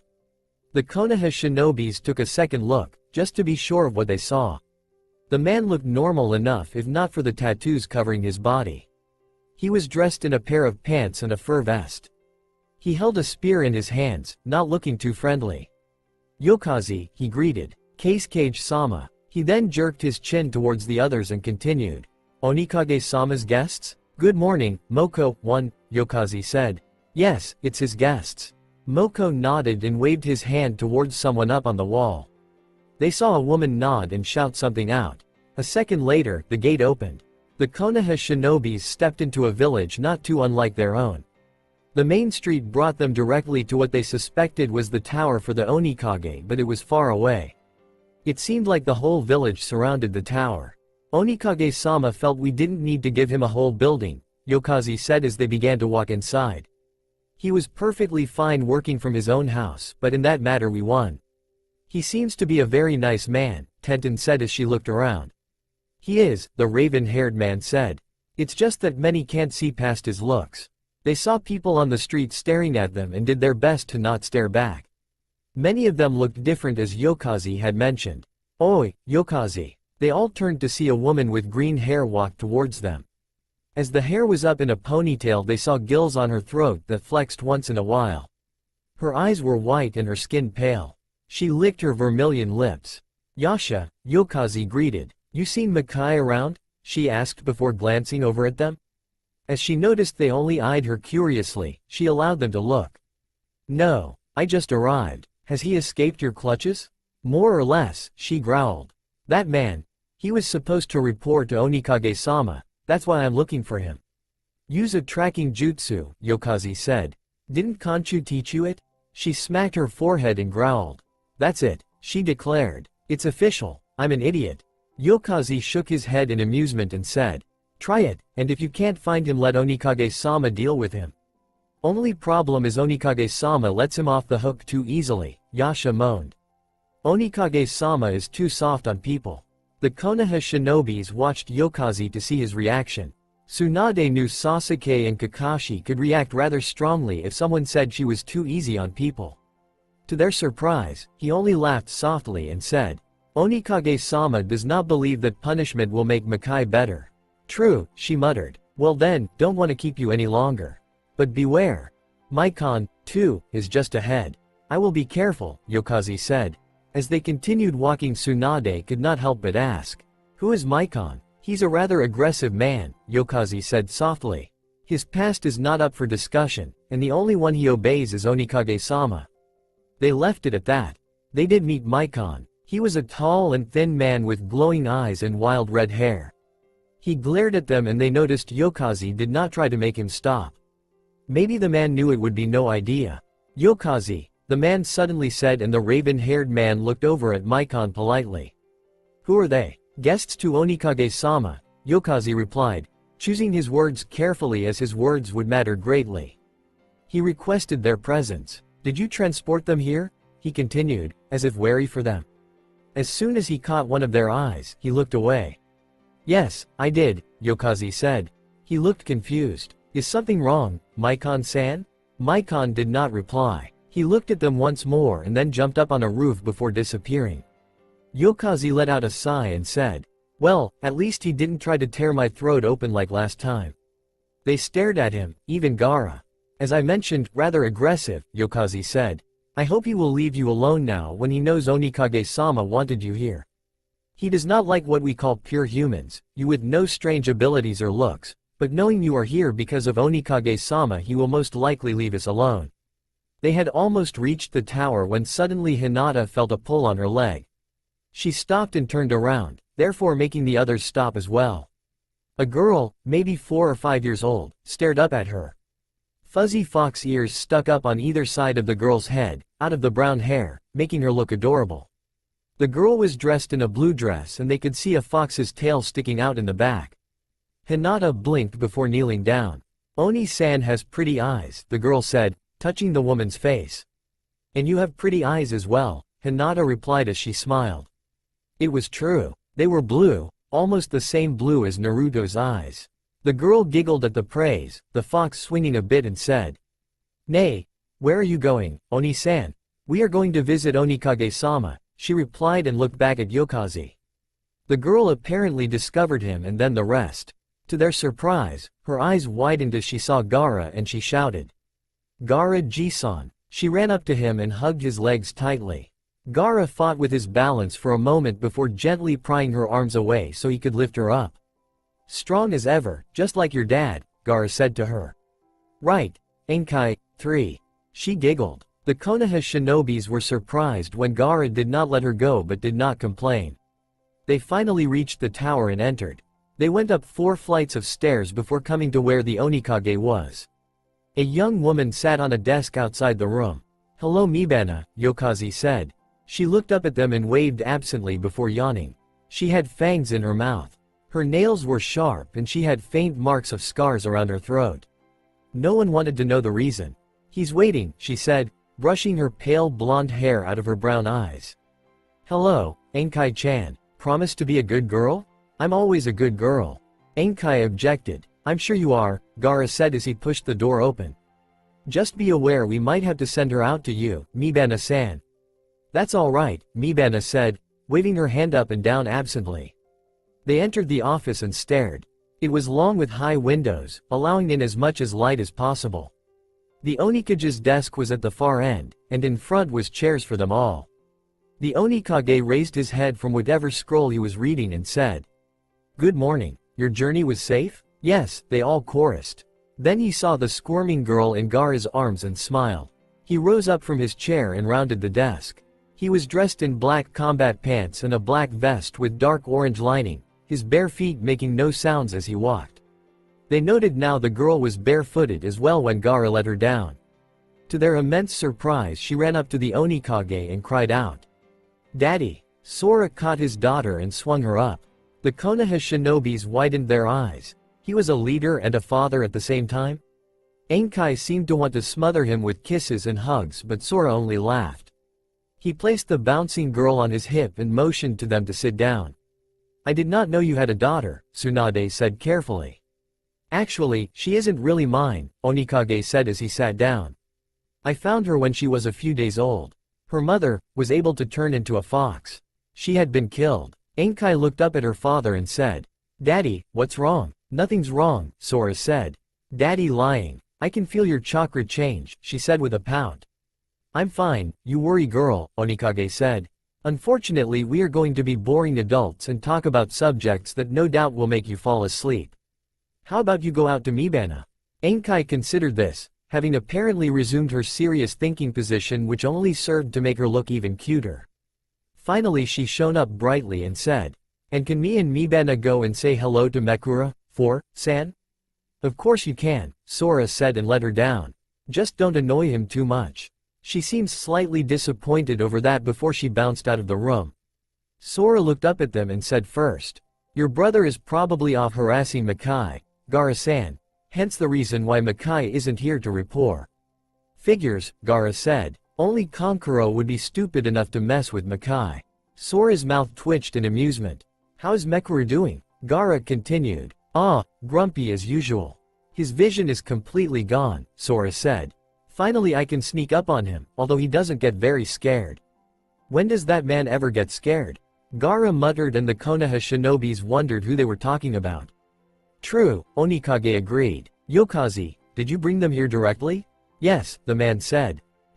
We should probably go on a sort of tour I guess," Sora said and looked outside.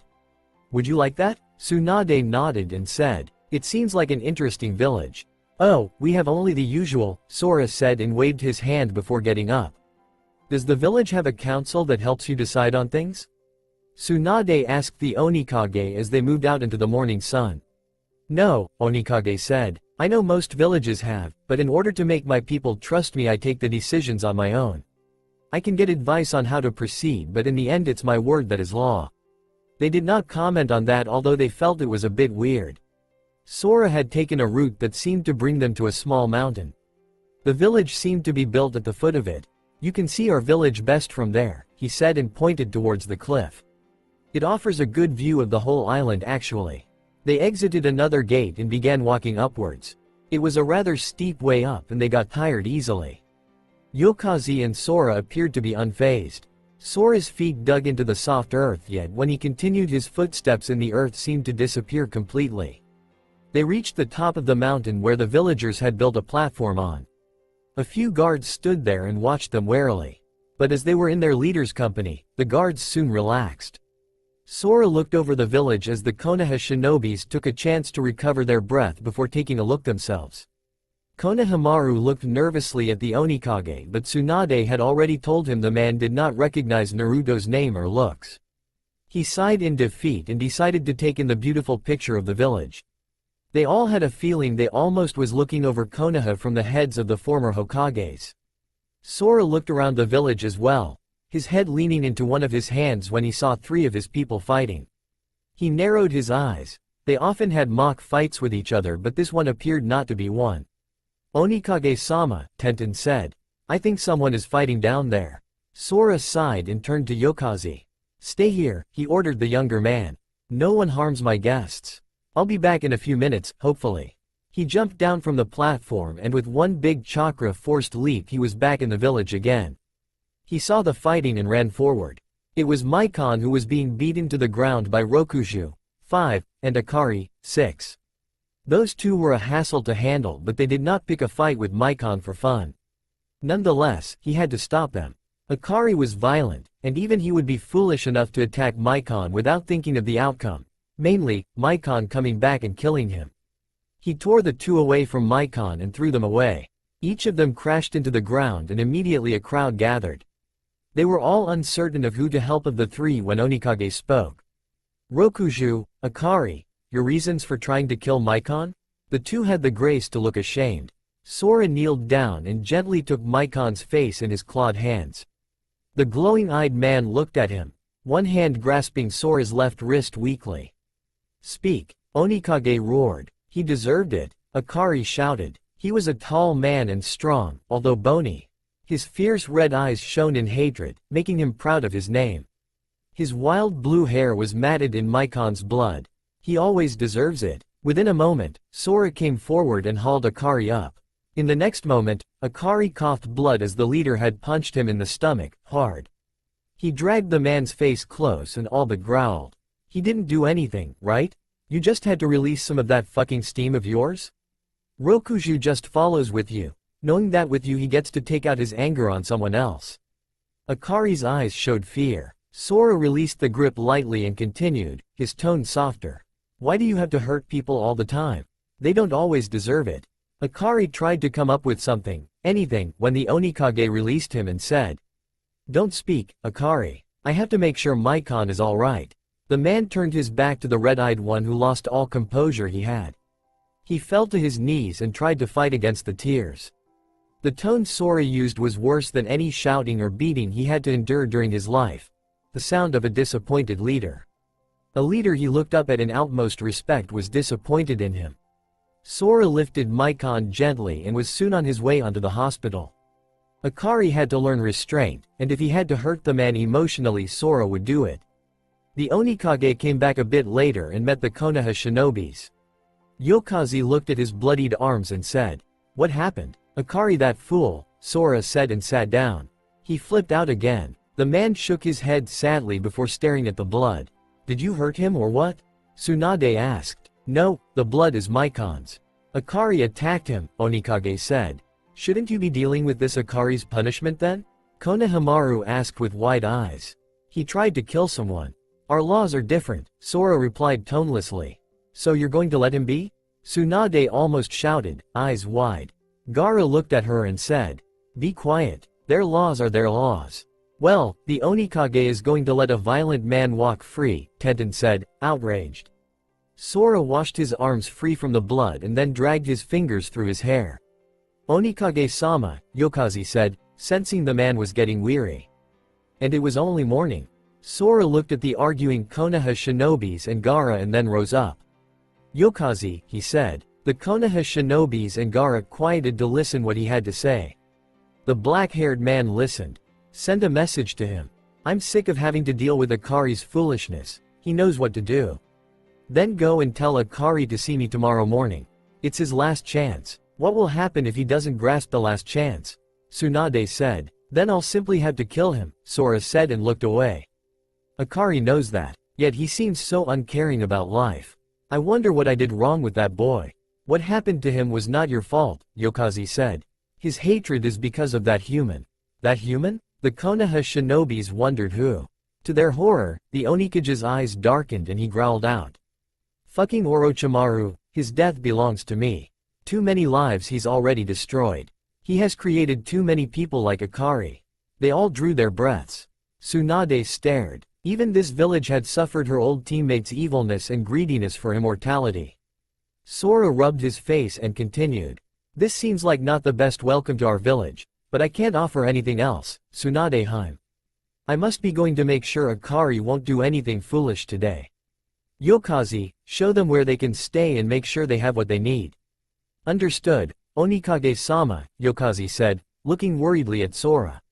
I will send the message as soon as I can. What will you do? Talk to Mekura and Hijutsu about Akari, Sora replied. I'm not having another event like what happened just now.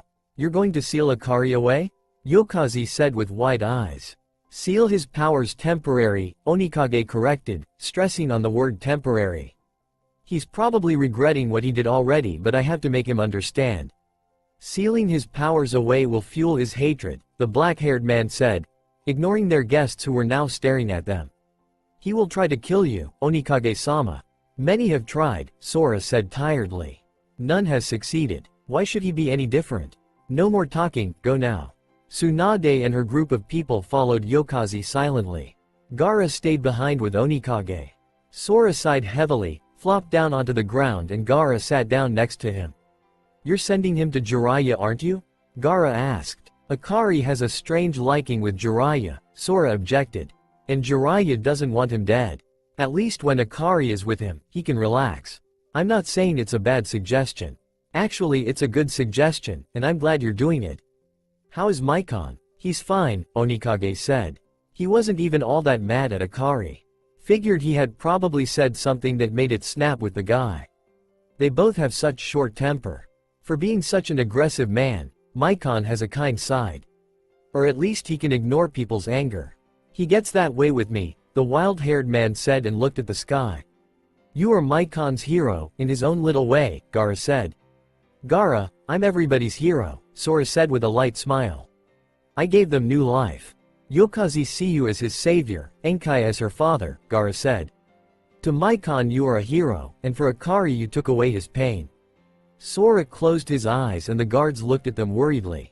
Gaara waved away them, and they nodded before turning away.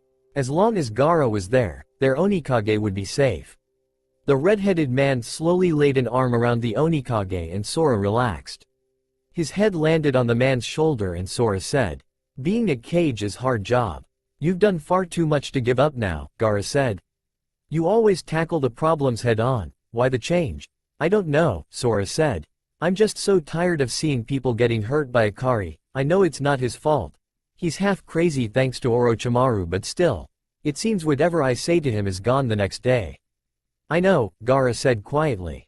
I know. Mekura sniffed the air and said. Sora, what is it now? I can smell blood on you. Onikage stepped up to the man and looked at him silently. His black hair reached his elbows, currently put up in a ponytail, and his black eyes stared unseeingly in front of him. He was dressed in dark gray combat pants, combat sandals, and a black long-sleeved neck shirt. A black cloak was draped across his lap. Sora, I need your help, Onikage said. Mekura blinked. Why? Akari, it's his last chance, and until Jiraiya comes and gets him I want him restrained. So you want my sealing powers? If you wish to lend them out. I can't seal Akari alone. I know. That's why you're going to work with Hijutsu. Mekura stood up and draped the cloak over his shoulders. He took 3 steps forward before reaching out and laying a hand on Sora's shoulder.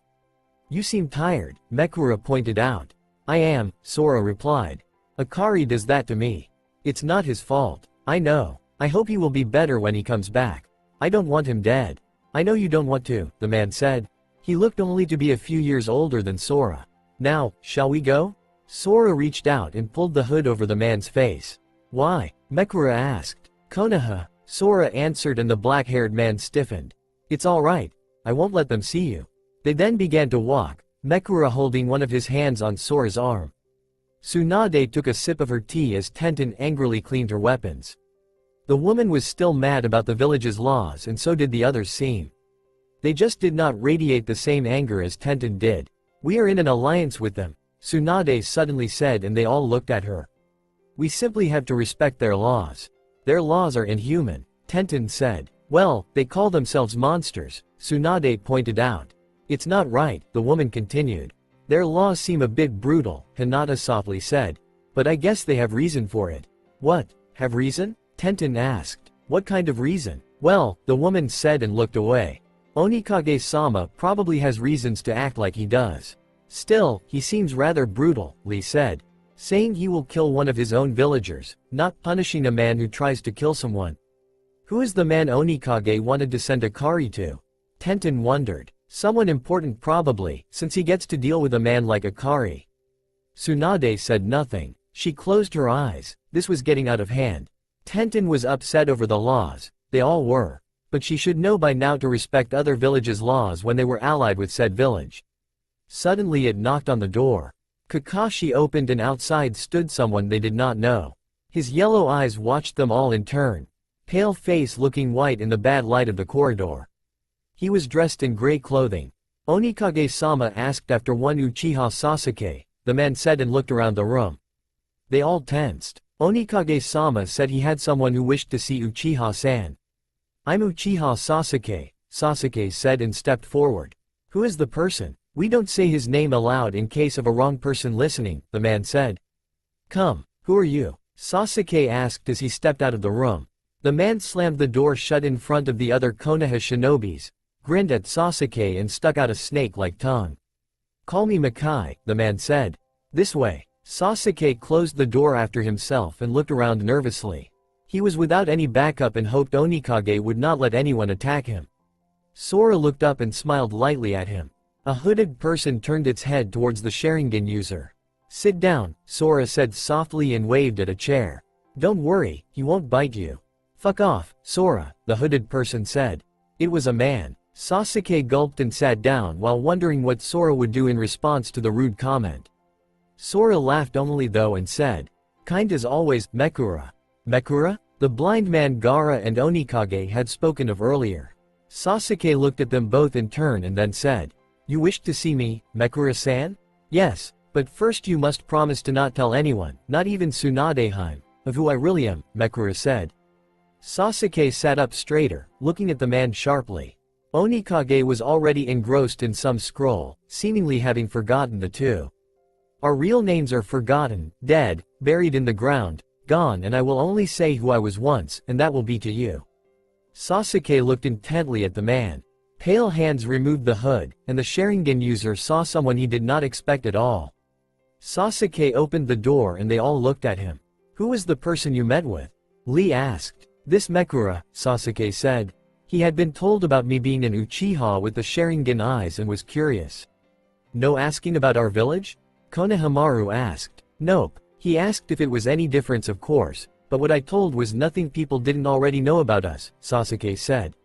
He wasn't that interested. So that was all? Tsunade said. Yes, Sasuke lied without hesitation. The group moved to get back to Konoha the following day. They stepped out on the main street and wondered about the quietness of the village. It was 9 in the morning but they expected more noise than it was. Suddenly they saw Sora coming walking with a hooded person next to him. They all watched the two. Sora was dressed in black combat pants and a white robe with a cloak over his arm while the only thing they could see of the hooded person was the black cloak and gray combat pants with sandals. The two of them appeared to be arguing. How come so many people are hooded in this village? Lee asked. Maybe they don't want to show their faces, Tsunade said. I don't think they are dangerous. Onikage looked around for a bit and then shouted out. Akari. They saw a person edge closer.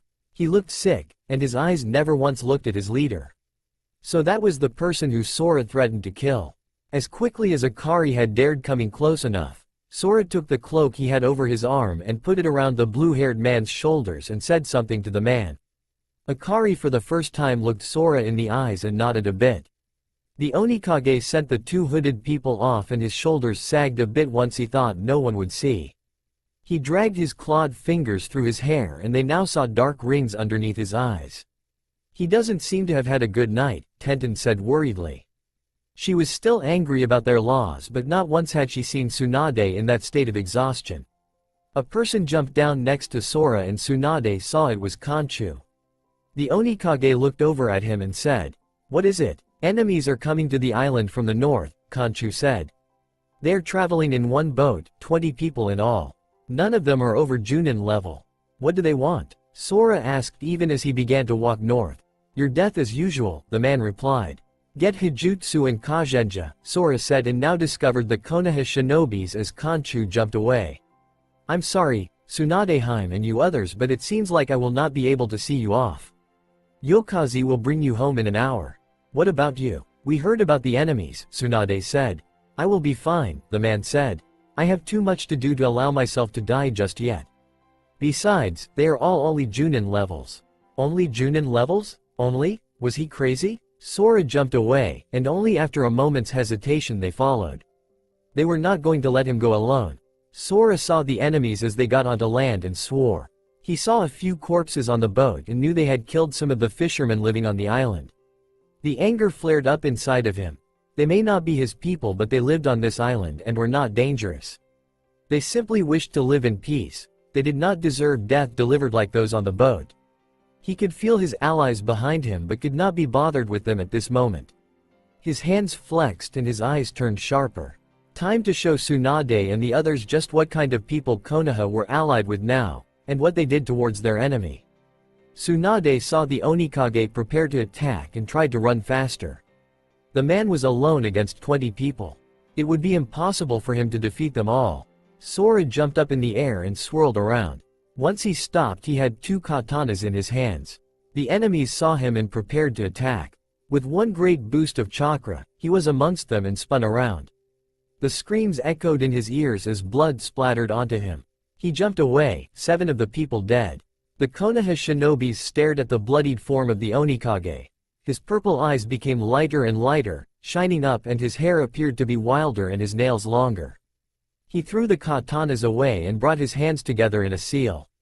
5 more followed rapidly and he shouted out. Kaikiri, 1. Mist made of blood surrounded him and the enemies. The Konoha shinobis wisely stopped and watched with wide eyes. He jumped out from the mist, formed some other seals before picking one of the katanas up and screamed out. Kuroi Habi, 2. A snake shot out from the blade, became the blade, and he spun around to send it into the mist. His movements were fast, deadly, and they all stared. This was a true fighter, a true demon. He seemed to be born to fight. Screams erupted and Sora pulled the katana back. He threw it away again and slid his thumb on one of his sharp teeth. He slammed the hand into the ground and shouted out. Kachiyose no Jutsu, Tumonkai. Kyoko, 3. As the mist cleared, Tsunade and the others saw it were still 10 enemies standing up. Smoke billowed from the ground. Sora had hit his palm on, and out from it came something, speeding up into the sky. It's a dragon, Tenten shouted. The dragon roared and swept down towards the enemies. At that moment, Kagenja, Kanchu and Hijutsu arrived. Kagenja saw the enemies prepared to move away from the dragon and slapped his hands together, making a seal. Kage main no jutsu. They all stared. It was a Nara jutsu. Shadows shot out from underneath Kagenja, creating waves of shadows speeding towards the group of enemies. The enemies were surrounded, trapped, unable to move. They tried to get away but could not move 1 inch. Kanchu. Kagenja shouted. Hijutsu. They both ran forward as Kyoko took out 3 of the shinobis before hovering over them, making sure nothing happened. Sora looked on as his people fought. Maybe summoning Kyoko was a bit too much, but the Onikage only shrugged mentally. What was done was done. Hijutsu unsheathed his katana from his back and with one graceful move severed a man's head from the rest of the body. Kanchu stretched out his hands and he was surrounded by black. What was it? It came from the ground, from the air, from Kanchu himself. Insects, Hinata suddenly said. He can control insects. Within a few moments, all but one was dead. Kagenja made a seal and rose up from his kneeling position. The shadows did not move from the bound man even as Kagenja began to walk forward. Sora rose up from his crouched down position and the mighty dragon landed behind the man. It's been a long time since you have summoned one of us, the dragon spoke. I am honored I was the one in your mind when you summoned just now. Brutality fits me, Sora said. Therefore you are the best of all the dragon summons. Kyoko's laughter sounded like a roar and the dragon shook its head. Sora dismissed it and slowly it faded from view. Alright, Kagenja said and was looking at a paper in his hands. Tsunade blinked in confusion as he scratched his head and read on. He looked over at the remaining alive enemy and started. Question number 1. Who sent you guys here? He was reading from the paper, and so slowly it almost made Tsunade burst into hysterical laughter. In a strange way he was mocking the prisoner. The enemy kept his lips tightly shut. Kazenja took out a pen from God knows where and said, "Alright, Mr. Prisoner refuses to answer question number 1. Question number 2. For what reason are you here?" Not a word passed the man's lips. Kazenja sighed and said, "Come on, sooner or later you have to answer the questions. I prefer doing it the nice way." "And what is the nice way?" the enemy finally asked. "This way," Kazenja said as if the man was an idiot. "Otherwise I have to give you to Makai and Yasha, and believe me, you don't want to be with Makai and Yasha. They really know how to make a person scream in pain." The enemy gulped and closed his eyes but still refused to speak. Kazenja groaned and said, "This is so troublesome. Someone handle the guy. If he's not gonna answer the questions, why bother reading them up?" "Hijutsu, use your technique," Sora said as he walked forward. "I have a fair guess where they come from, but do it anyway." "Understood," Hijutsu said and turned to the man. He kneeled in front of the enemy and brought his hands together before placing the tips of his fingers on each side of the man's head. The enemy began to yell. "What the hell are you doing?" Hijutsu tensed up and so did the enemy. The man's mouth fell open and his eyes became blank. "Who sent you?" Hijutsu demanded to know. Sound Village? Orochimaru-sama." The man's voice was quiet, devoid of anything, and Kazenja whined out. "Could have told me you were gonna do that from the start."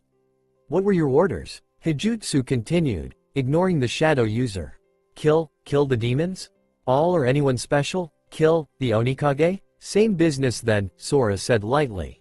"Good riddance, they never give up. We know enough already, Hijutsu. Kill him." Hijutsu ended the technique, brought his katana out and swiftly removed the man's head from the body. He sheathed the sword and said, "If you may, Onikage-sama." Sora made 2 seals and said, "Kaden. Shiroi Hisaki, 4. Blinding white flames came out from his mouth and the corpses began to burn. "Orochimaru needs to be dealt with soon," Sora said and shook his head. "His attempts of attacking me are getting rather annoying." "True," Khonshu said and looked around. "Should we identify the fisherman?" "I know who it is," Sora said. "It's Baraki-san and his 2 sons. Their boat is the only who that could handle 20 people at once." "Baraki-san has a wife and a small daughter," Hijutsu said. "Who will tell them?" "I will," Sora said. "Bring Tsunade Hime and her friends to the village. Get Yokazi and make sure they get back to Konoha safely. I bid you farewell, Tsunade Hime, and I hope everything will be well until our next meeting." She nodded to him and watched him walk away to the water to wash the blood off. As they walked towards the village, he walked towards a small village by the shore, and they knew the news he brought would destroy 2 people's lives. Yokazi looked at them all as they appeared on the Hokage tower. Tsunade looked around at her village and said, "Well, I guess you should say home, sweet home here." Sasuke stared off into space, clearly not paying attention. Tsunade looked at Yokazi and said, "Thank you for bringing us back, and have a safe journey back." "Did Gaara decide to stay in Blood Village or?" "I will take Gaara-sama and Kankuro-san to Suna later in the day," Yokazi said. Gaara-sama had something he wished to talk to Onikage-sama about. She nodded and with a seal, he vanished again. A few days later, Tsunade rubbed her eyes and sighed tiredly. Kakashi and Sasuke looked at her. "What is it?" they asked. They had not been with her that day, so they did not know what had been said. "Orochimaru," she said. "Sasuke, he's looking for your brother." "For Itachi? He wants the eyes." Mekura sneezed. Enkai looked up at him with wide eyes and then exclaimed, pointing at him even though she knew he could not see it. "Someone is talking about you, Mekura-san." Mekura rubbed his nose a bit and replied quietly. "Maybe." Tsunade rubbed her temples as Sasuke and Kakashi looked at her. "How the hell are we supposed to find a missing nin who also happens to have a price on his head?" she asked.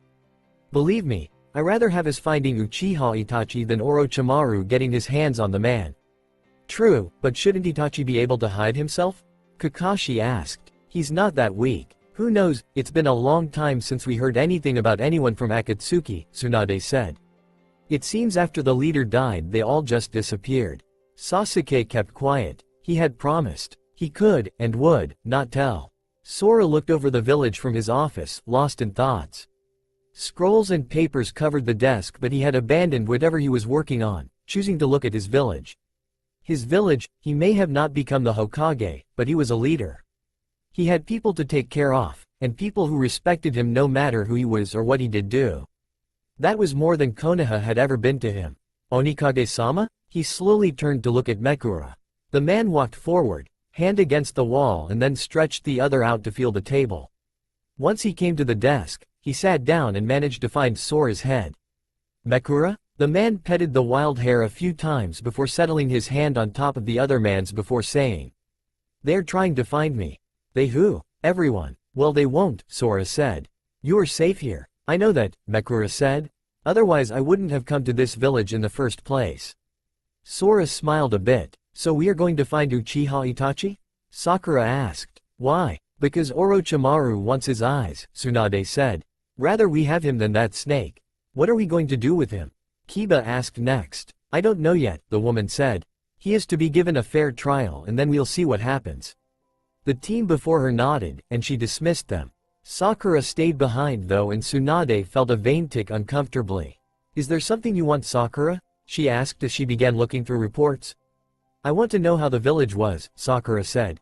"What village?" "The Blood Village," the pink-haired woman said. "It was just fine, Sakura," Tsunade said. "It looks a lot like our own." Her lips thinned and then the woman dropped what she thought was the bomb. "I heard that their laws were different from ours." "Of course they are," Tsunade said. "Not everyone has the same laws as us, Sakura. I don't think anyone has." "I heard they were inhuman," Sakura said in triumph. "The Onikage is fair, I have seen it," Tsunade said. "He gives his people chances when we would kill them for treachery. Now get out." The last known location of Uchiha Itachi was in Kumo. Tsunade read out and looked up at the team that consisted of Sasuke, Kiba, Sakura, Tenten, Lee, Hinata, Ino and Choji. The old rookie 9, what was left of them, along with 2/3 of Team Guy.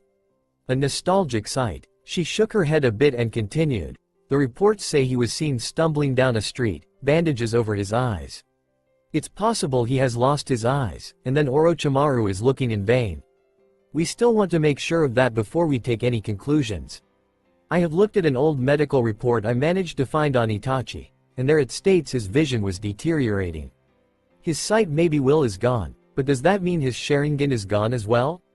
Sakura asked, for once professional and not just bitchy against the Hokage. "Sasuke?" Tsunade asked, looking at the man. "I have not that much knowledge about the Sharingan," Sasuke admitted, "but the Sharingan should stay even if you lose your sight. Sharingan is controlled by chakra, not sight. As long as you have chakra, the Sharingan should remain active. So we have to find him. Even without his sight, Itachi is a force we rather not letting Orochimaru getting his hands on." "Are you going to Konoha again?" Sora nodded to Kagenya's question without looking up from the paper he was reading. "Sora-san, I would appreciate if you looked at me." The Onikage looked up curiously at Kagenja, who continued, "Konoha is not safe." "Yes, I know. But I have you protectors, don't I? Don't twist around my words like that." "But it's true." It was hard for Kagenja to not hear the pout in the man's voice. "Onikage-sama." Wow. It was not often the man spoke to Sora in that tone. "Please, I have a bad feeling about this. Are they betraying us? Not Tsunade and the people she trusts, but the village." It reeked of hatred. "I know. And yet you're going?" Kagenja demanded to know. "We are to have a meeting what we are to do with Orochimaru," Sora said. "We decided to have that one in Konoha. Future meetings we will jump between Konoha, Suna and Blood. Please, you can't go there. They will attack you. Then I'll kill them," Sora said with a smile that made shivers go up Kagenya's spine, and against his will he took a step back. The chakra the man emitted from his chair reeked of death. "Don't worry, Kagenja, I will be fine. And if I am attacked, I always have you, right?" Kagenja looked at his leader and walked forward.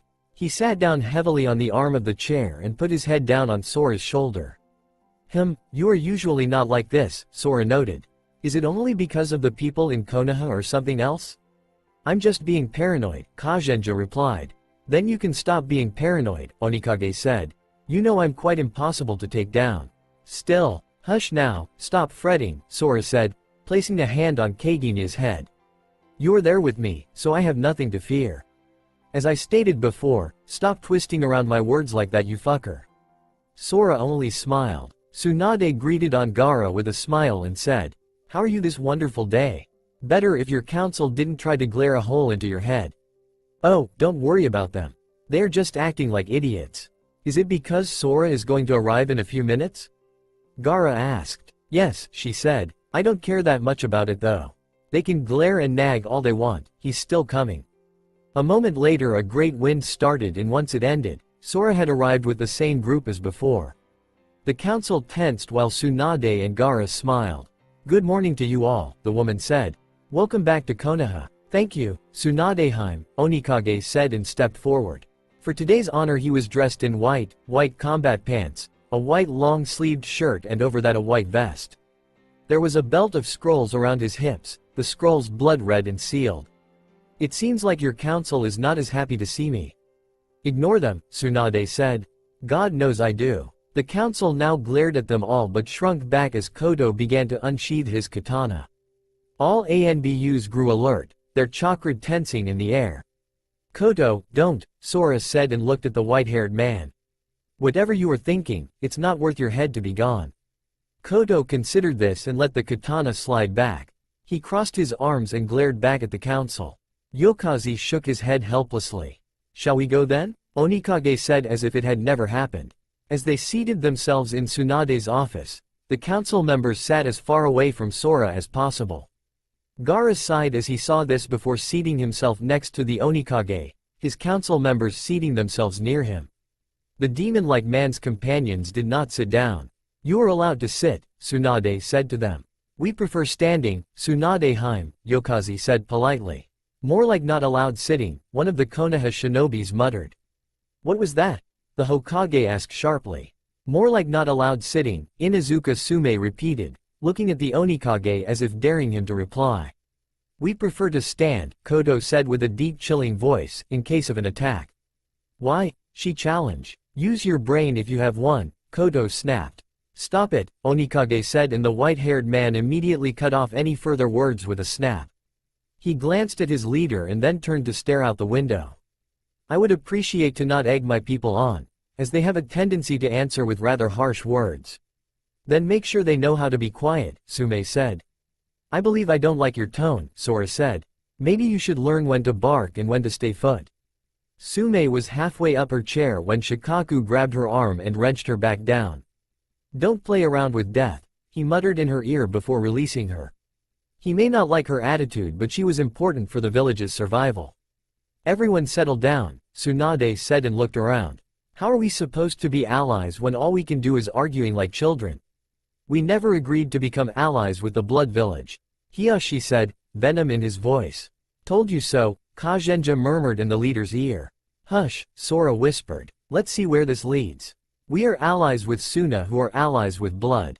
Only natural blood and Konoha became allies, Tsunade said. You just want to find that Uzumaki brat. Hiyashi spat. At once, the room became silent. Sora raised an eyebrow. Kazenja gave out a near snort before Hijutsu discreetly elbowed him. The Onikage leaned back in his chair and watched the outcome while Gaara looked at him strangely. Before Sora had wanted to tell Tsunade who he was after the meeting with her, Gaara knew that. But now, it suddenly seemed like something had changed. But what had changed? Was the man backing off from telling the Hokage? He was not scared of that, Gaara knew that.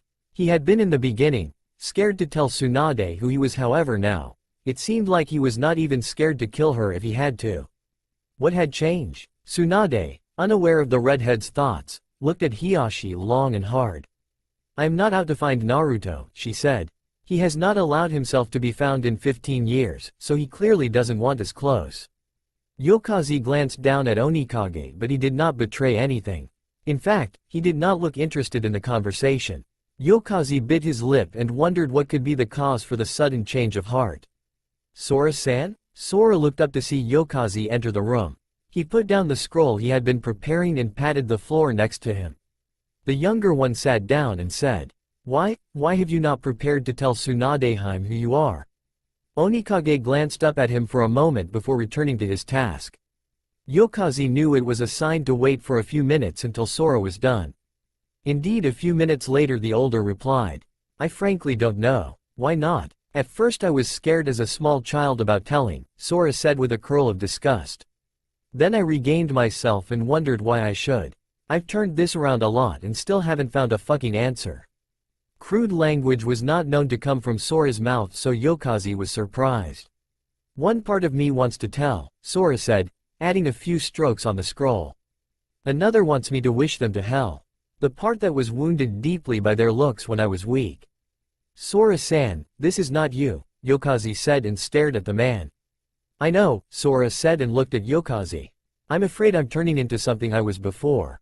And what was that? Quote ellipsis. A true monster. What are you fretting about? Sora suddenly whispered to him as the argument continued between the Konoha council. About what you said earlier, the younger man replied quietly. Don't worry about it. I will figure it out sooner or later, Sora said and smiled a bit at him. It has just been a few tough weeks. Yokazi nodded, not knowing what else to do. He just wanted to get that empty absent stare that Sora had had for several days. Gaara had interfered into the argument while they had talked and now said.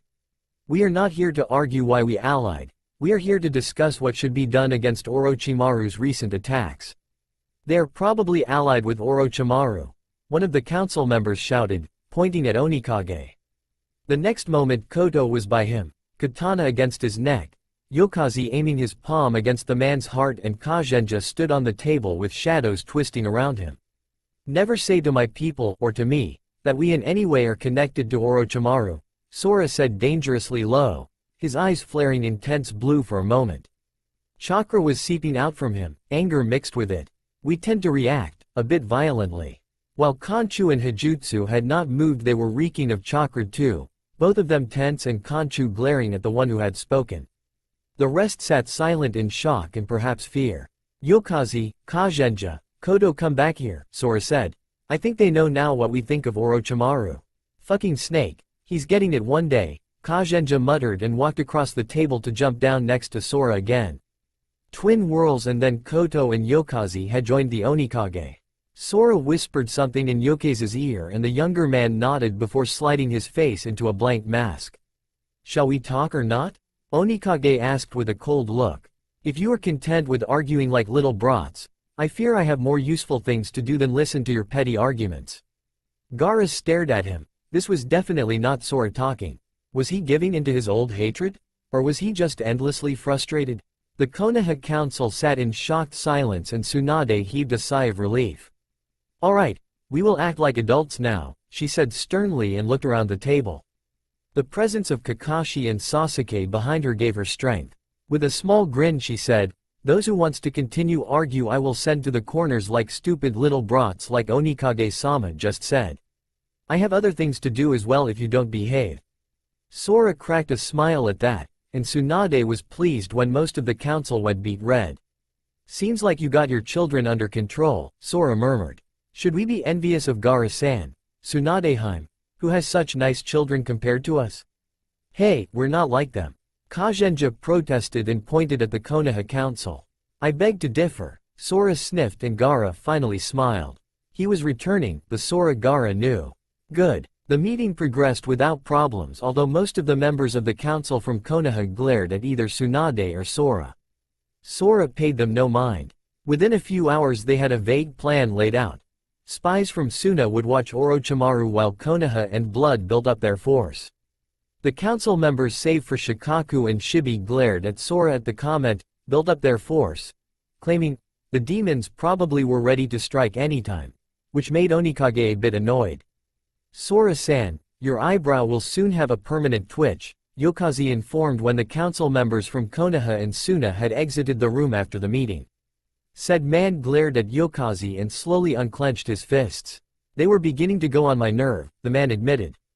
Hey, at least you didn't kill them, Kazenja offered and Tsunade choked on her breath a bit. Small miracles, Koto said. If he had, they would have deserved it. Don't start arguing you two, Sora said as the two glared at each other. I've heard enough brat arguments for today. I'm not a brat, Kazenja whined. You are whining, Koto pointed out. A classic sign. Koto, don't start, Sora moaned. He rubbed his temples as Gaara got up, stretching after having sit for a long time. Need some fresh air? Tsunade asked. No, I'm fine, Sora said. Yokaze suddenly produced a glass of water to the man who took it with a grateful look. Are you a mind reader? Tsunade asked Yokaze with a faint smile. I merely know Sora-san's needs, Yokaze said. Although he expresses them far too little. Don't look at me like that, Sora complained. I do speak up with what I need. Yes, but far too seldom, Hijutsu said quietly. You insist of our own comfort before your own. Don't start with that again, Onikage groaned. I told you already, I'm your leader and supposed to it that way. Every leader does. But who said we are the normal village? Conchu asked. Not you too. Tsunade laughed quietly as Sora groaned and let his head hit the table with a thud. Sora had just exited the building along with Tsunade, Sasuke, Kakashi, Gaara and his people when a kunai came towards him. Yokaze caught it and swung it right back before Sora could say anything. It barely missed Hanabi, who had thrown it from the start. Hanabi, what are you doing? Tsunade shouted, pale of rage. What are you doing? The Hyuga replied. Inviting monsters to our village like it's nothing. Making them allies to our village, when everyone knows demons stab you in the back. Kodo growled and had his katana out within an instant. Onikage held up a hand, and reluctantly the white-haired man lowered the blade. His purple eyes locked on the young woman, who now held another kunai ready.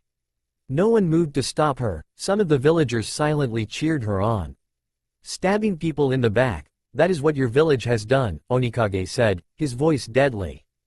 Hanabi's hand wavered a bit, her eyes full of confusion. Don't try to hide it.